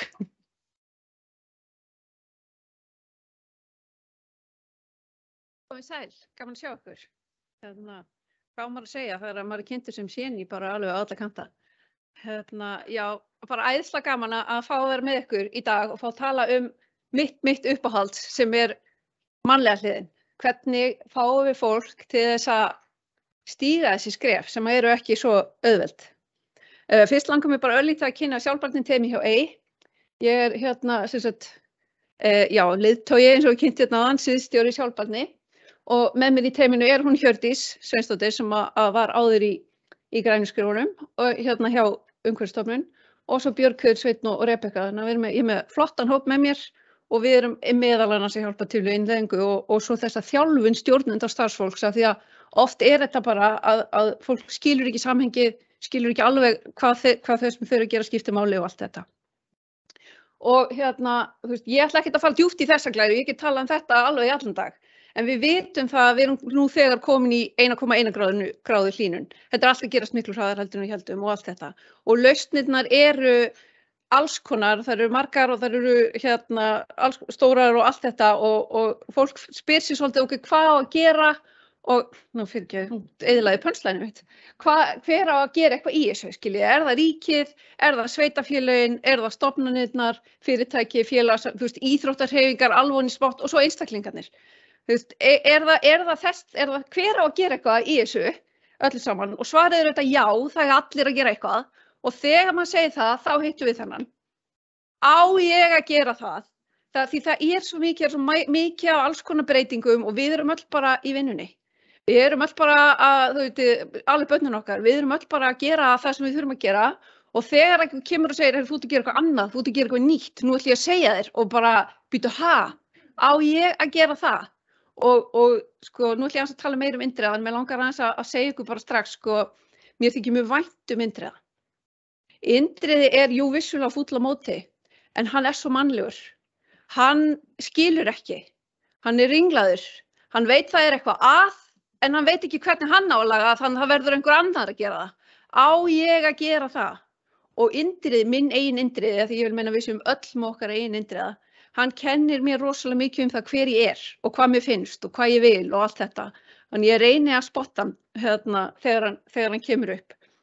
Og það sem og ég lanst tala hann meira á eftir, en það sem við þurfum kannski líka að hugsa þegar við erum sem leiðtogar í þessum grænu skrefum innan okkar stofnana, að hugsa hvernig get ég nálgast fólkið mitt. Og við, þetta ég að taka úr, ekki Iconin, ég að taka út úr Atomic Habits bókinni sem ég mæli með, vil ég lesa, að þar kemur fram að það eru 3 hlutir sem við berum okkur saman við sem manneskjur. Það í fyrsta lagi valda mikið fólk, það í öðru lagi fjöldinn og það í þriðja lagi fólki sem stendur okkur næst. Og þetta getum við notað þegar við erum að hugsa, hvernig fáum við fólk til að breyta? Og ef við heyrt til dæmis auglýsingarnar frá Sorpu, þar sem þau segja eitthvað að það 89% höfuðborgarbúa sem flokka ruslið sitt. Ert þú ekki með? Það af því að Sorpa veit, búið að lesa bækurnar, að það líklegra að fólk taki þátt ef að það heldur og veit að allir hinir að gera það líka. Það hefur meiri áhrif heldur en að veita verðlaun eða refsa. Að segja bara býtu allir hinir að gera þetta, af hverju þú ekki að gera þetta líka. Og við ætlum að nýta okkur það og við ætlum að tala betur það á eftir. En fyrst að valda mikið fólk. Af hverju eru stjórnendur svona mikilvægir? Jú, það af því að þeir eru valda mikið fólkið sem að starfsfólki að bera sig saman við. Þau þurfa að sýna gott fordæmi. Þau þurfa að vera með á nótunum. Og sko það enginn að fara að gera neitt nokkuð staðar sem yfirmaðurinn ekki tilbúin til að gera. Það bara þannig. Alveg sem hvort það stofnanir hjá stofnunum að fyrirtækjum eða annar staðar. Og stjórnendur ættu að eiga verkefnið og velja ábyrgðaraðila. Oft lendir þetta á ég skal gera þetta því ég svo rosalega gaman að þessu græna og stjórnendur eru bara geggjað. Ég þarf aldrei að sjá þetta aftur. Það gengur ekki. Stjórnendur þurfa alltaf að bera loka ábyrgðara eins og gert í loftslagsstefnunni. Stjórnendur þurfa þá að fara yfir með reglubundnum hætti stefnuna og hvernig gengur og allt það og sama ætti að vera með grænuskrifin. Og þá einmitt spurningin hvenær væri gott að geta leita til umhverfisstofnunar. Ég var rosa glöð að heyra hjá Toppi að þau eru byrjað að tala við stjórnendur. En það alveg lykilatriði fyrir ykkur að geta leita til umhverfisstofnunar þegar stjórnendin þessi. Að geta þá talað og útskýrt af því aftur, hvað Indriði? Hann ringlaður. Hann skilur ekki verkefnið. Hann veit ekki hver sín staða og hvað hann getur gert til þess að breyta einhverju. Hann bara í vinnunni, sjáið, eins og við hin, öll sömul. Og þá svo gott að geta leita til umhverfisstofnunar og fengið þessar útskýringar af hverju skiptir þetta máli, af hverju skiptir þetta máli fyrir ríkið, af hverju þurfa allar stofnanir að vera að taka þátt og allt þetta. Ekki bara þetta viðbótarverkefni og allt það. Og það eru stjórnendur, svo eru starfsfólkið okkar. Og eins og var talað áðan, við erum okkur finnst við ekkert alltaf geta tekið rosa mikið þátt. Þetta könnun frá úr umhverfiskönnun Gallups núna 2022. Hversu mikil lítil áhrif telur þú að hegðun þín geti haft til að sporna við hlýnun jarðar? Í ár segja þannig kringum 19% að þau geti haft mjög mikil eða frekar mikil áhrif. Fyrir 2 árum þá var það 23% eitthvað sem aðeins meira allavega fyrir 2 árum sem að sögðust geta haft mjög mikil eða frekar mikil áhrif. Hvað þýðir það? Það þýðir að við erum að missa móðinn. Við erum búin að vera núna á síðustu 2 árum að flokka og hjóla og allt þetta. Það samt ennþá losun og aukast. Ríki heimsins get ekki ákveðið hvað það ætli að gera í þessu máli. Fólk að missa móðinn. Af hverju ætti ég að gera eitthvað? Þetta alltaf eins. Og þess vegna skiptir svo miklu máli að við búum til þetta samfélag. Þar sem að fólk finnur fyrir það sem ég að gera, það skiptir máli í stóra samhenginu. Og það að nota grænuskrifin í það hvetur fólk svo mikið áfram að því ef að það tilheyrir samfélaginu jörðin, 8 milljarða manna og losun ennþá aukast, þá ekkert mál að missa móðinn. En ef ég tilheyri vinnustaðnum sem búin að setja sér markmið og ég sé að þau markmið að nást, það miklu meira hvetjandi. Þannig að, hvernig getum við búið til þennan hóp sem að Indriði getur fyllt? Af því að Indriði eins og okkar innri Indriði, hann fylgir hópnum eins og alltaf. Jú, við getum búið til þennan hóp með því að vera ekki að rífast við hann persónulega, heldur einmitt af því valdamikla fólkið, muniði, það ekkert endilega stjórnendur. Það getur verið einhver hress, einhver sem að öllum líka við, einhver sem að hefur snertiflut við alla vinnustanum og ég heyrði einu sinni tryggingamiðstöðin tala um leið og maðurinn í mötuneytinu, kokkurinn var kominn inn í þetta. Þá fór hlutirnir að gerast af því að hann tók vel í þetta, hann var sýnilegur, allir höfðu snertiflut við hann og leið að hann var kominn, þá voru við komin með leiðtoga sem allir vildu vera með í, allir tengdu við hann, fólki sem stendur okkur næst, þá var hann sáaðileg. En við þurfum að finna þessa leiðtoga því þeir eru ekkert bara í mötuneytinu, þeir eru út allt og við þurfum að fjölga þeim. Og leið og við erum komið með nokkuð marga leiðtoga sem að allir eru farnir að bera sig saman við, þá erum við búin að mynda þennan massa sem að allir bera sig saman við. Af því að við viljum öll fylgja fjöldanum, þannig að við þurfum að finna okkur hvernig getum við búið til þennan fjölda. Og mér langaði að minna á þetta, því að við eyðum svo oft tíma í einmitt að rífast við Indriða, bara yfir tunnunni. Alveg, í alvöru getur ekki sett þetta í lífrænt, þarft að setja þetta í almennt. Hvað fara marga mínútur á vinnuvikunni í eitthvað svona vesen? Þannig að bara fyrir ykkur sem fulltrúa grænna skrefa og bara fyrir ykkur sem teymi að hugsa, ok, hver er mín ábyrgð hérna og hvar er ekki mín ábyrgð hérna. Þannig að þegar að, þið veitir, Sigrún hleypur inn til ykkar og segir, heyrðu, ég sá Jón og Gunna setja hérna samlokunu sína í almennt, áttu nú ekki að fara lífrænt, hvað ætlið þið að gera? Ætlið þið að hlaupa á stað og byrja að redda því? Þið voru loksins komið með hausinn í verkefni sem að þið voru að sinna og voru búin að ná fókus. Ætlið þið að hlaupa á staði, ætlið að segja, heyrðu, ég get ekki búið ábyrgð því að Jón og Gunnar kunni ekki lesa miðana sem er búið að líma á vegginn. Það er ekki mín ábyrgð. Og af hverju ætlum við ekki að gera það? Það er af því að ég er búin að sjá svo ofboðslega mikið af fólki í ykkar stöðu brenna út. Og við höfum svo ofboðslega mikið áhuga á þessu, svo mikið passion fyrir þessu og við erum að gera svo gott og við vitum það og hvernig eigum við að skilja aðri vil ekki taka þátt í því. Að þess vegna þarf að setja þessa línu, hvað er mín ábyrgð, hvað er ekki mín ábyrgð, til þess að við séum ekki alltaf að hlaupa og slíta okkur út. Af því þetta verkefni verður ekki búið á morgun. Þetta verkefni mun taka langan tíma og við þurfum að passa upp á orkuna okkar í því. Og líka fyrir sko teymið, græna teymið. Hvað er það sem við ætlum að gera sem teymi og hvað er það sem við getum ekki gert. Ég sá hérna nokkra niðurstöður úr þessari könnun og þar var til dæmis einhver sem var að tala að nú væri átakið hjólaði vinnuna komið á borð grænna skrefa sem áður hafði verið annars staðar. Bara, þú veist, þetta er ekki listi sem þið þurfa að hafa bara í ykkur tölvu. Það má alveg hengja hann upp. Ég geri ekki þetta. Bara vinsalegast. Ef þið ætla að hafa samband við mig þá varðandi þetta, þá er það hér sem ég geri. Að gefa ekki færi á okkur að alveg drukkna í verkefnum sem eru ekki á ykkar ábyrgð. Og svo að lokum, eru þið í hóp eða teymi? Af því að það er mjög stór munur á þessu tvennu, ég held að fólk gerir sér ekki alltaf grein fyrir þessu mun. Af því að sko teymi hefur sameiginlegt markmið og það ber sameiginlega ábyrgð á því að verkefninu verði náð. Allir meðlimir eru háðir hverjum öðrum til þess að geta náð þessu markmiði og þeir þurfa að styðja við hvert annað til að markmiði náist. Þannig að ef einhver í teyminu er ekki náð að halda boltanum sínum á lofti þá er einhver sem grípur að því sameiginlega ætlum við að komast í mark. Og síðan þar innan er fleiri en einn leiðtogi. Hins vegar að þá er hópur bara safn aðila þar sem að til dæmis hefur einn ábyrgð á verkefninu og þetta sé ég trekk í trekk. Hvort sem það eru stofnanir eða fyrirtæki. Það er einhver einn sem sendir póstan á teymið, boðar fundina, allir mæta og það er enginn búinn að lesa það sem var í póstinum. Og það er bara hort á viðkomandi og bara, jæja, hvað erum við að fara að gera hérna? Þannig að verkefnisstjóri þarf að byrja á því að útskýra allt sem stóð í póstinum og fólk situr og segir, já, mér finnst þetta og mér finnst hitt og það eina sem gerist er að verkefnisstjórinn situr með miklu fleiri verkefni sem hann getur ekki ráðið við. Svona teymi eru miklu lengur í mark heldur en teymin sem að vinna þetta saman. Bera sameiginlega ábyrgð og gera þetta sameiginlega. Þannig að það sem við viljum gera er að við viljum vera saman í teymi.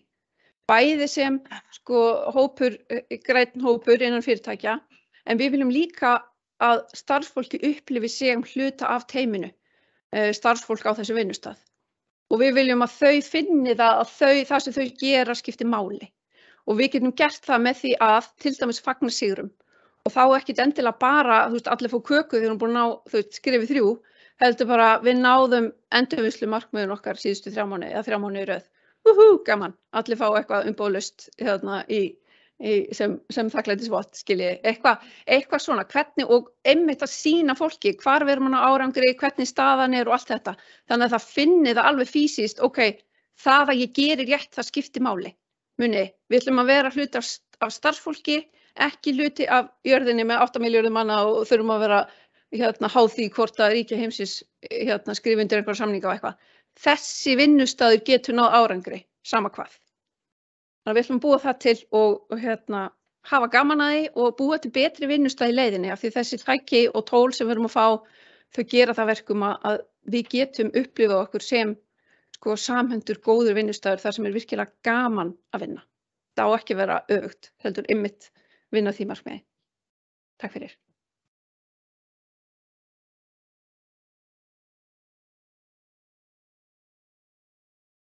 Vá, takk fyrir Snjólaug. Snjólaug, ég vissi það, algjör stundur. Þið hljótið að vera með einhverja spurningar til Snjólaugar, það ekki? Eitthvað komið í fjarfundinum? Nei, ég bara að hugsa, náttúrulega mjög margt sem þú komst inn á, en ekki ótrúlega mikilvægt að við tölum við okkar yfirstjórn, okkar yfirmenn og þeir svolítið leggja línurnar. Það ekki? Ég meina, ætti það ekki að vera bara svona svolítið to do bara á morgun?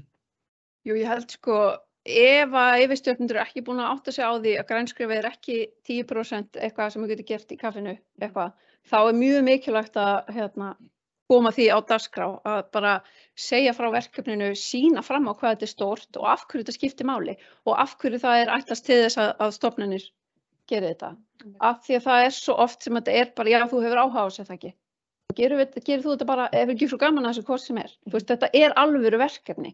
Þetta ekki eitthvað hobby-dúlleri, eitthvað svona, allir hugafnæði. Já, við þekkjum þetta svo sem líka bara hjá okkur á umhverfisstofnun, sko. Þetta vill svolítið daga uppi og fólk brenna út, sko. Hvað segir þú? Mér langaði til þess að spyrja hvort það hefur eitthvað þekst til þess að þeir sem að sjá þetta verkefni þetta sé reiknað inn í starfshlutfall. Hvort að það einhver dæmi það sem að við vitum. Sko, já, kannski betra að... Já, þetta frábær spurning. Já, við höfum heyrt það. Já, ég get svarað því. Við vitum alveg til þess að þetta stundum reiknað inn í starfshlutfall og sko hjá stærri stofnunum þá þetta jafnvel bara mjög stór hluti af starfinu, sko. Og ég alveg svona tala af reynslu að mér finnst það alveg, það alveg hægt að rökstyðja það. Því þetta bara, já, þetta mikil vinna. Já, ég man eftir einni stofnun sem var bara hreinlega með verkefnastjóra í grænskrifunum, bara í 100% starfi, en ég hef líka heyrt með 20%. Þannig að já, það alveg sannarlega fordæmi fyrir því, sko. Og ég kannski kom inn á því ég hef líka verið að vinna með stofnun þar sem einmitt að því hún tala um hóp og teymi, að þar sem sko verkefnastjórinn var eina manneskjan sem mátti skrifa tíma á þetta verk. Já. Þannig að þegar ég kem inn og að teymis þjálfa hópinn og reyna að fá til að deila verkefnum og eitthvað, að þá enda þetta samt alltaf á sömu manneskjunni af því það mátti engin annar skrifa tíma á verkefni. Það gengur náttúrulega engan veginn upp. Það verður og ég sá alveg, það voru verkefni sem að einhver einn hefði getið gert það á hálftíma 45 mínútum, en þessi ákveðin verkefnistjóri þurfti að eyða 3-4 tímum í það, skilur, því það var ekki hægt að delegera á réttan hátt. Það náttúrulega mjög skrítið. Mjög. En þetta vill svolítið gerast einmitt. Ég held einmitt að þeir sem eru kannski tengilegir við okkur, eru allt í einu bara orðnir designated verkefnastjórar í hóp. Já. Þú veist. Og þá gerist þetta mjög hægt. Já, þetta rosalega góða punktur með munin og hóp og teymi, sko. Við erum öll í þessu saman. Bæði náttúrulega græna teymi en líka vinnustöðarinn allir. Hvað segið þið? Vil ég spjalla eitthvað meira? Nei, ok, flott. Þeir eru greinlega haldið í ykkur fyrir borðavinnuna. Við þökkum þér, Snjólaug, kærlega fyrir. Takk fyrir mig.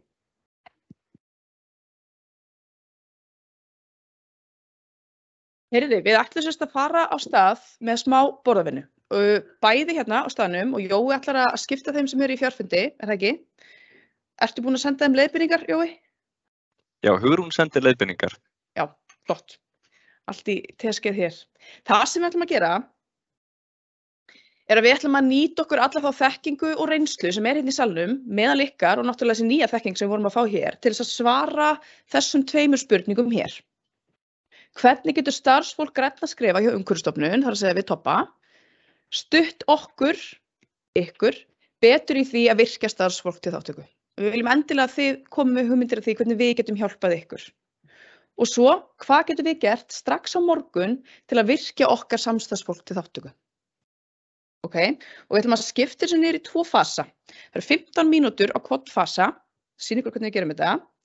Þið eru sem sagt með miða og penna á borðinu, ætti að vera hjá öllum, og þið sem að heima sitji, þið skrifið bara í Word-skjali hvernig þið viljið gera það hjá ykkur. Við byrjum á því að taka 3 mínútur í fyrstu spurningunni, þar sem að allir hugsa bara með sjálfum sér, þú veist, hugmyndir, og skrifið þetta bara niður á 1 blað, þú veist, það má vera 1 hugmynd, það mega vera 5, 10, bara eins og kemur. Eftir 3 mínútur, þá ætlum við að fara hringinn á borðinu og allir deila sínum hugmyndum. Og að lokum þá ætlar hópurinn í sameiningu að velja 4 bestu hugmyndirnar.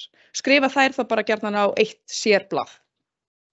Leggjum það svo til hliðar og færum okkur svo yfir í seinni spurninguna eftir korter og gerum alveg það sama. Hugsum með sjálfum okkur, ræðum þetta í hóp og veljum svo 4 niðurstöður eða sérst bestu hugmyndirnar að lokum. Þannig að við endum sérst með 8 tillögur sem að við Tobba tökum svo til okkar, vinnum úr og miðlum til ykkar eftir fundin.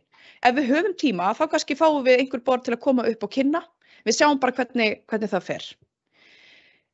Er þetta skýrt? Já, geggjað. Þá ætlum ég bara að bjóða ykkur að byrja á spurningu 1. Hvernig getur starfsfólk grænna skrefa hjá Umhverfisstofnun stutt okkur betur í því að virkja okkar starfsfólk með okkur? 3 mínútur í innhverfa íhugun. Þeir sem eru í fjarfundi, þeim verður skipt í hópa svipað eins og áðan í kaffipásunni. Hópan eru opnast væntanlega þeir fáið meldingu að þeir opnist eftir 10 sekúndur eitthvað svoleiðis.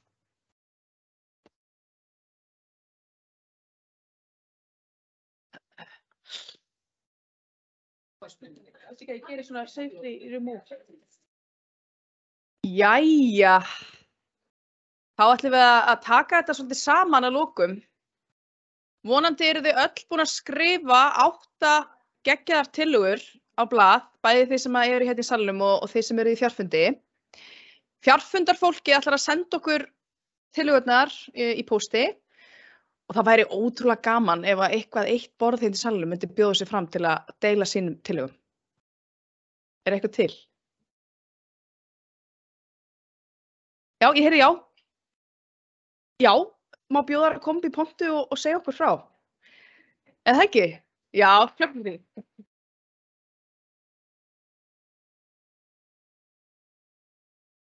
Svo ætlum við toppa líka að taka þetta saman og miðla til ykkar eftir fundinu. Það er bara frábært að fá að heyra hvað þið voruð að ræða. Gjörðu svo vel, sviðið er ykkar. Já, sæl, ég heiti Ásdís og vinn hjá Póstinum og frá Reykjavíkurborg. Já, sæl, ég heiti Hildur og ég er verkefnisstjóri grænna skrefa hjá Reykjavíkurborg, þannig að ég var núna að taka þátt í þessu eins og ég væri svona ein af ríkisstofnunum en þetta hjálpar mér líka til þess að sinna stofnunum Reykjavíkurborgar, þannig að ég er hérna bara að fá hugmyndir og fylla hausinn af nýjum hugmyndum til þess að vinna með. Og svo á Keldum. Já. Ég heiti Hildur.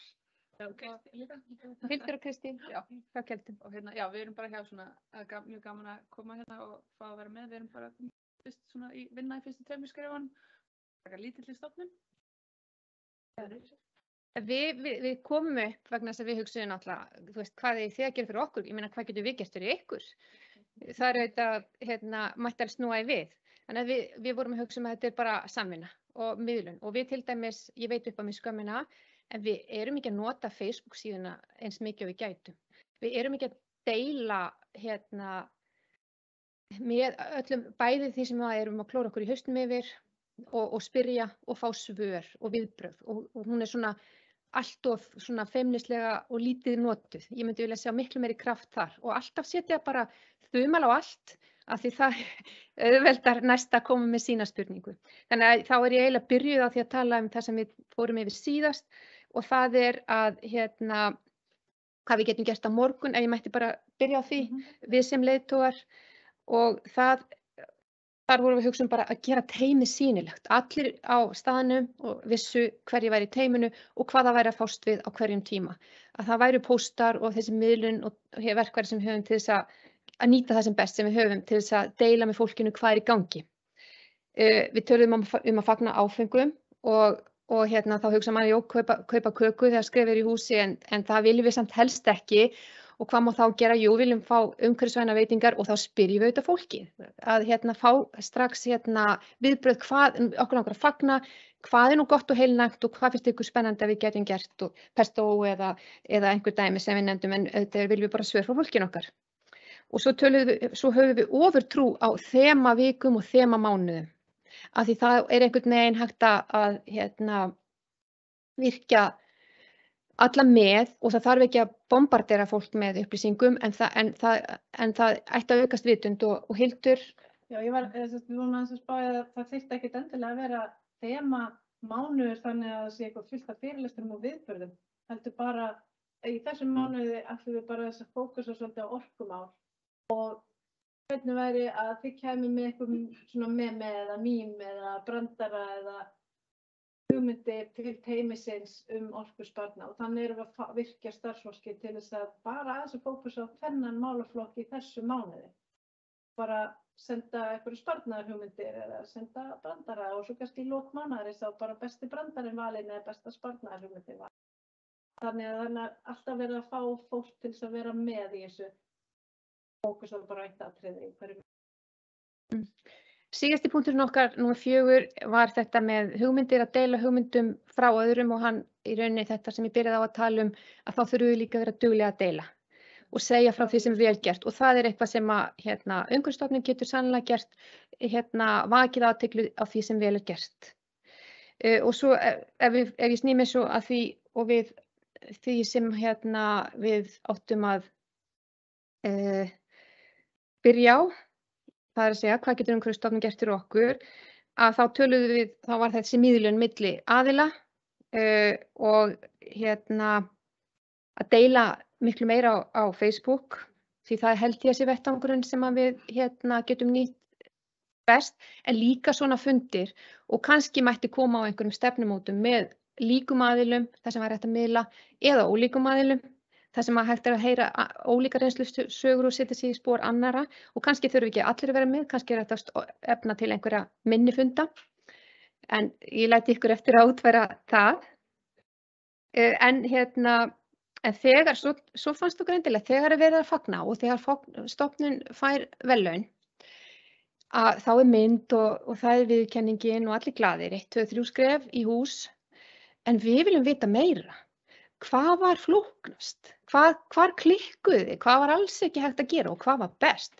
Hverju rúluðu þið upp og hvernig fenguðu fólki með? Þannig að það verði frétt, búa til litla sjálfbærnisögu utan hvert áfanga sem hver stofnun nær að stíga og rauninni, og það okkar 3. tillaga, að við erum líka með fólk frá rannsóknarstofnun sem alltaf á tánum, það ætti náttúrulega að vera skylda að vera með sína eigin, finna upp á aðgerð. Allir ætti að finna upp á aðgerð. Og maður hugsar, ég þarf að ég með allar þessar aðgerðir og svo þarf ég að finna upp á líka einhverju sjálf. En þú veist, maður alltaf í prófi og það bara svo hollt að fara út fyrir ramman, hugsa, hvað myndi í alvöru hafa áhrif? Og aðgerðirnar mega alveg vera litlar og það var hægt að gefa þeim einhvern eftir því, sumt kannski bara vitundavakning, ekki kannski stór áhrif, önnur en bara innan fólksins og það skiptir miklu máli. Annað getur verið að stíga stórt skref og hafa virkilega umhverfis áhrif til góða eða draga úr sporinu. Þannig að við segjum skylda alla til þess að því þetta líka hvetja til nýsköpunar. Þegar maður byrjar þá kannski fer maður bara síðan að stofna fyrirtæki ef manni dettur eitthvað gott í hug. Nú og síðasta en ekki síst þá langar okkur taka dæmi fatamarkaðinum. Ég held að hann hafi verið haldinn víða. Við gerðum það. Sko, hann var bara, þetta snilld.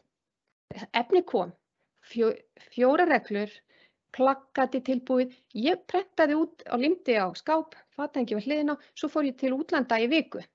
Og þetta var lífrænt og bara annaðist því sjálft og það vill enginn taka niður, bara alveg, ef ekki hafa eina viku enn. Og svo fólk að koma með nýtt og nýtt.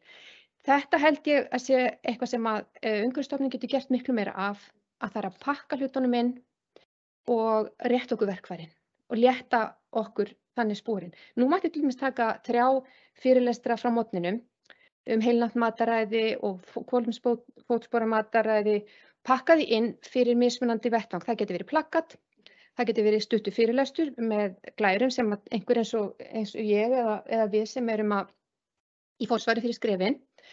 Nú, svo þarf að hugsa líka, sumir ekki við tölvu og ég næ aldrei til þeirra, en þeir ganga fram hjá skjá. Þannig að 1, 2, 3 gluggar sem að rúlla í mötuneytinu gætu náð til þeirra til dæmis kolefnissporið. Þannig ég hvet ykkur takið pakkið inn þessum 3 fyrirlesturum, búið til mismunandi efni fyrir mismunandi miðla og við öll í salnum og á netinu munum taka því fagnandi.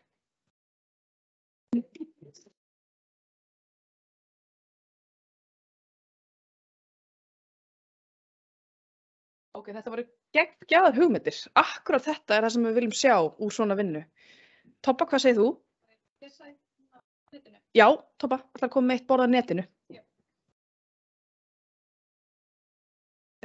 Þetta eru sem sagt Stefanía, Solveig, Hafþór, Björg, Eygló, Anna og Brynja og þau segja þarna í fyrra verkefninu að þau myndu gjarnan vilja að við kjörnum betur fræðsluefnið sem eru heimasíðu Grænna skrefa, flokka efnið fyrir hvert skref til að koma í veg fyrir upplýsingaóreiðu, fræðslumyndbönd í stað miða og merkinga sem þarf að prenta út en getur þó verið ágætt að hafa val, auka skilvirkni í fræðsluefni heimasíðu. Það er flokkur fyrir þá sem eru í hópum eða teymum og það sem er fyrir hinn almenna starfsmann fyrirtækis.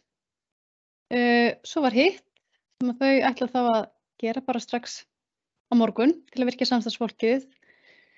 Það er að nota jákvæðu hlutina í verkefninu til að lyfta því upp og efla þátttöku. Benda á hvað er hægt að fá frítt, til dæmis samgöngur. Kannanir fá fólk til að hugsa hvað er fólk að gera vel og hvað er hægt að gera betur. Og að lokum góðar setningar, slagorð eins og vissir þú að og eitthvað sem fær fólk til að hugsa á jákvæðan hátt. Bara geggjað, flottar hugmyndir.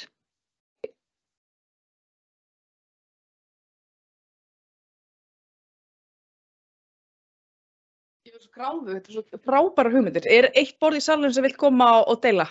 Eitt enn? Það var eitthvað sem sagði já á, var það ekki? Nei. Ok, við getum líka bara tekið þetta saman. Það væri mjög gott að Tobba ætlar að labba núna hringinn og fær loka blaðið frá öllum og þið sem eru í fjarfundi sendið okkur. Og frábærar hugmyndir til okkar líka. Þetta er akkurat það sem við þurfum. Oft eru við mitt bara einhvern veginn að giska hvað þið viljið. Náttúrulega langbest að við náum fram þessu samtali og við reynum að gera eins vel og við getum fyrir ykkur til að auðvelda ykkur þessa innleiðingu.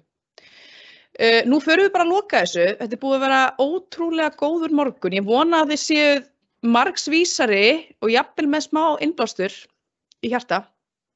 Sérstaklega eftir fyrirlesturinn hennar Snjólaug hvernig við virkjum samstarfsfólki með okkur. Eins og ég segi, við Tobba erum núna að fara að taka slurk í yfirferðum. Þeir eru búin að vera ótrúlega þolinmóð. Við ætlum að reyna að klára skrefin með ykkur sem ætlaði að klára fyrir jól. Þannig að þið getið montað ykkur við árslok. Og svo bara höldum við þessum góðu samskiptum áfram og eins og þið segið hérna, við skulum nýta Facebook vettvanginn, þetta er samráns grúppun okkar. Við skulum ekki vera feimin að pósta þar inn og svo bara þið getið alltaf heyrt í okkur Tobbu, tölvupóstur, takk upp símann. Við erum til þess að hjálpa ykkur. Er ég nokkuð að gleyma ykkur, Tobba?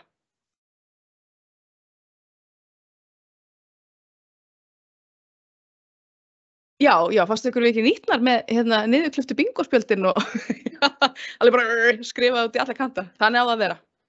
Heyriði, hjartans takkir og eigið þið góðan dag.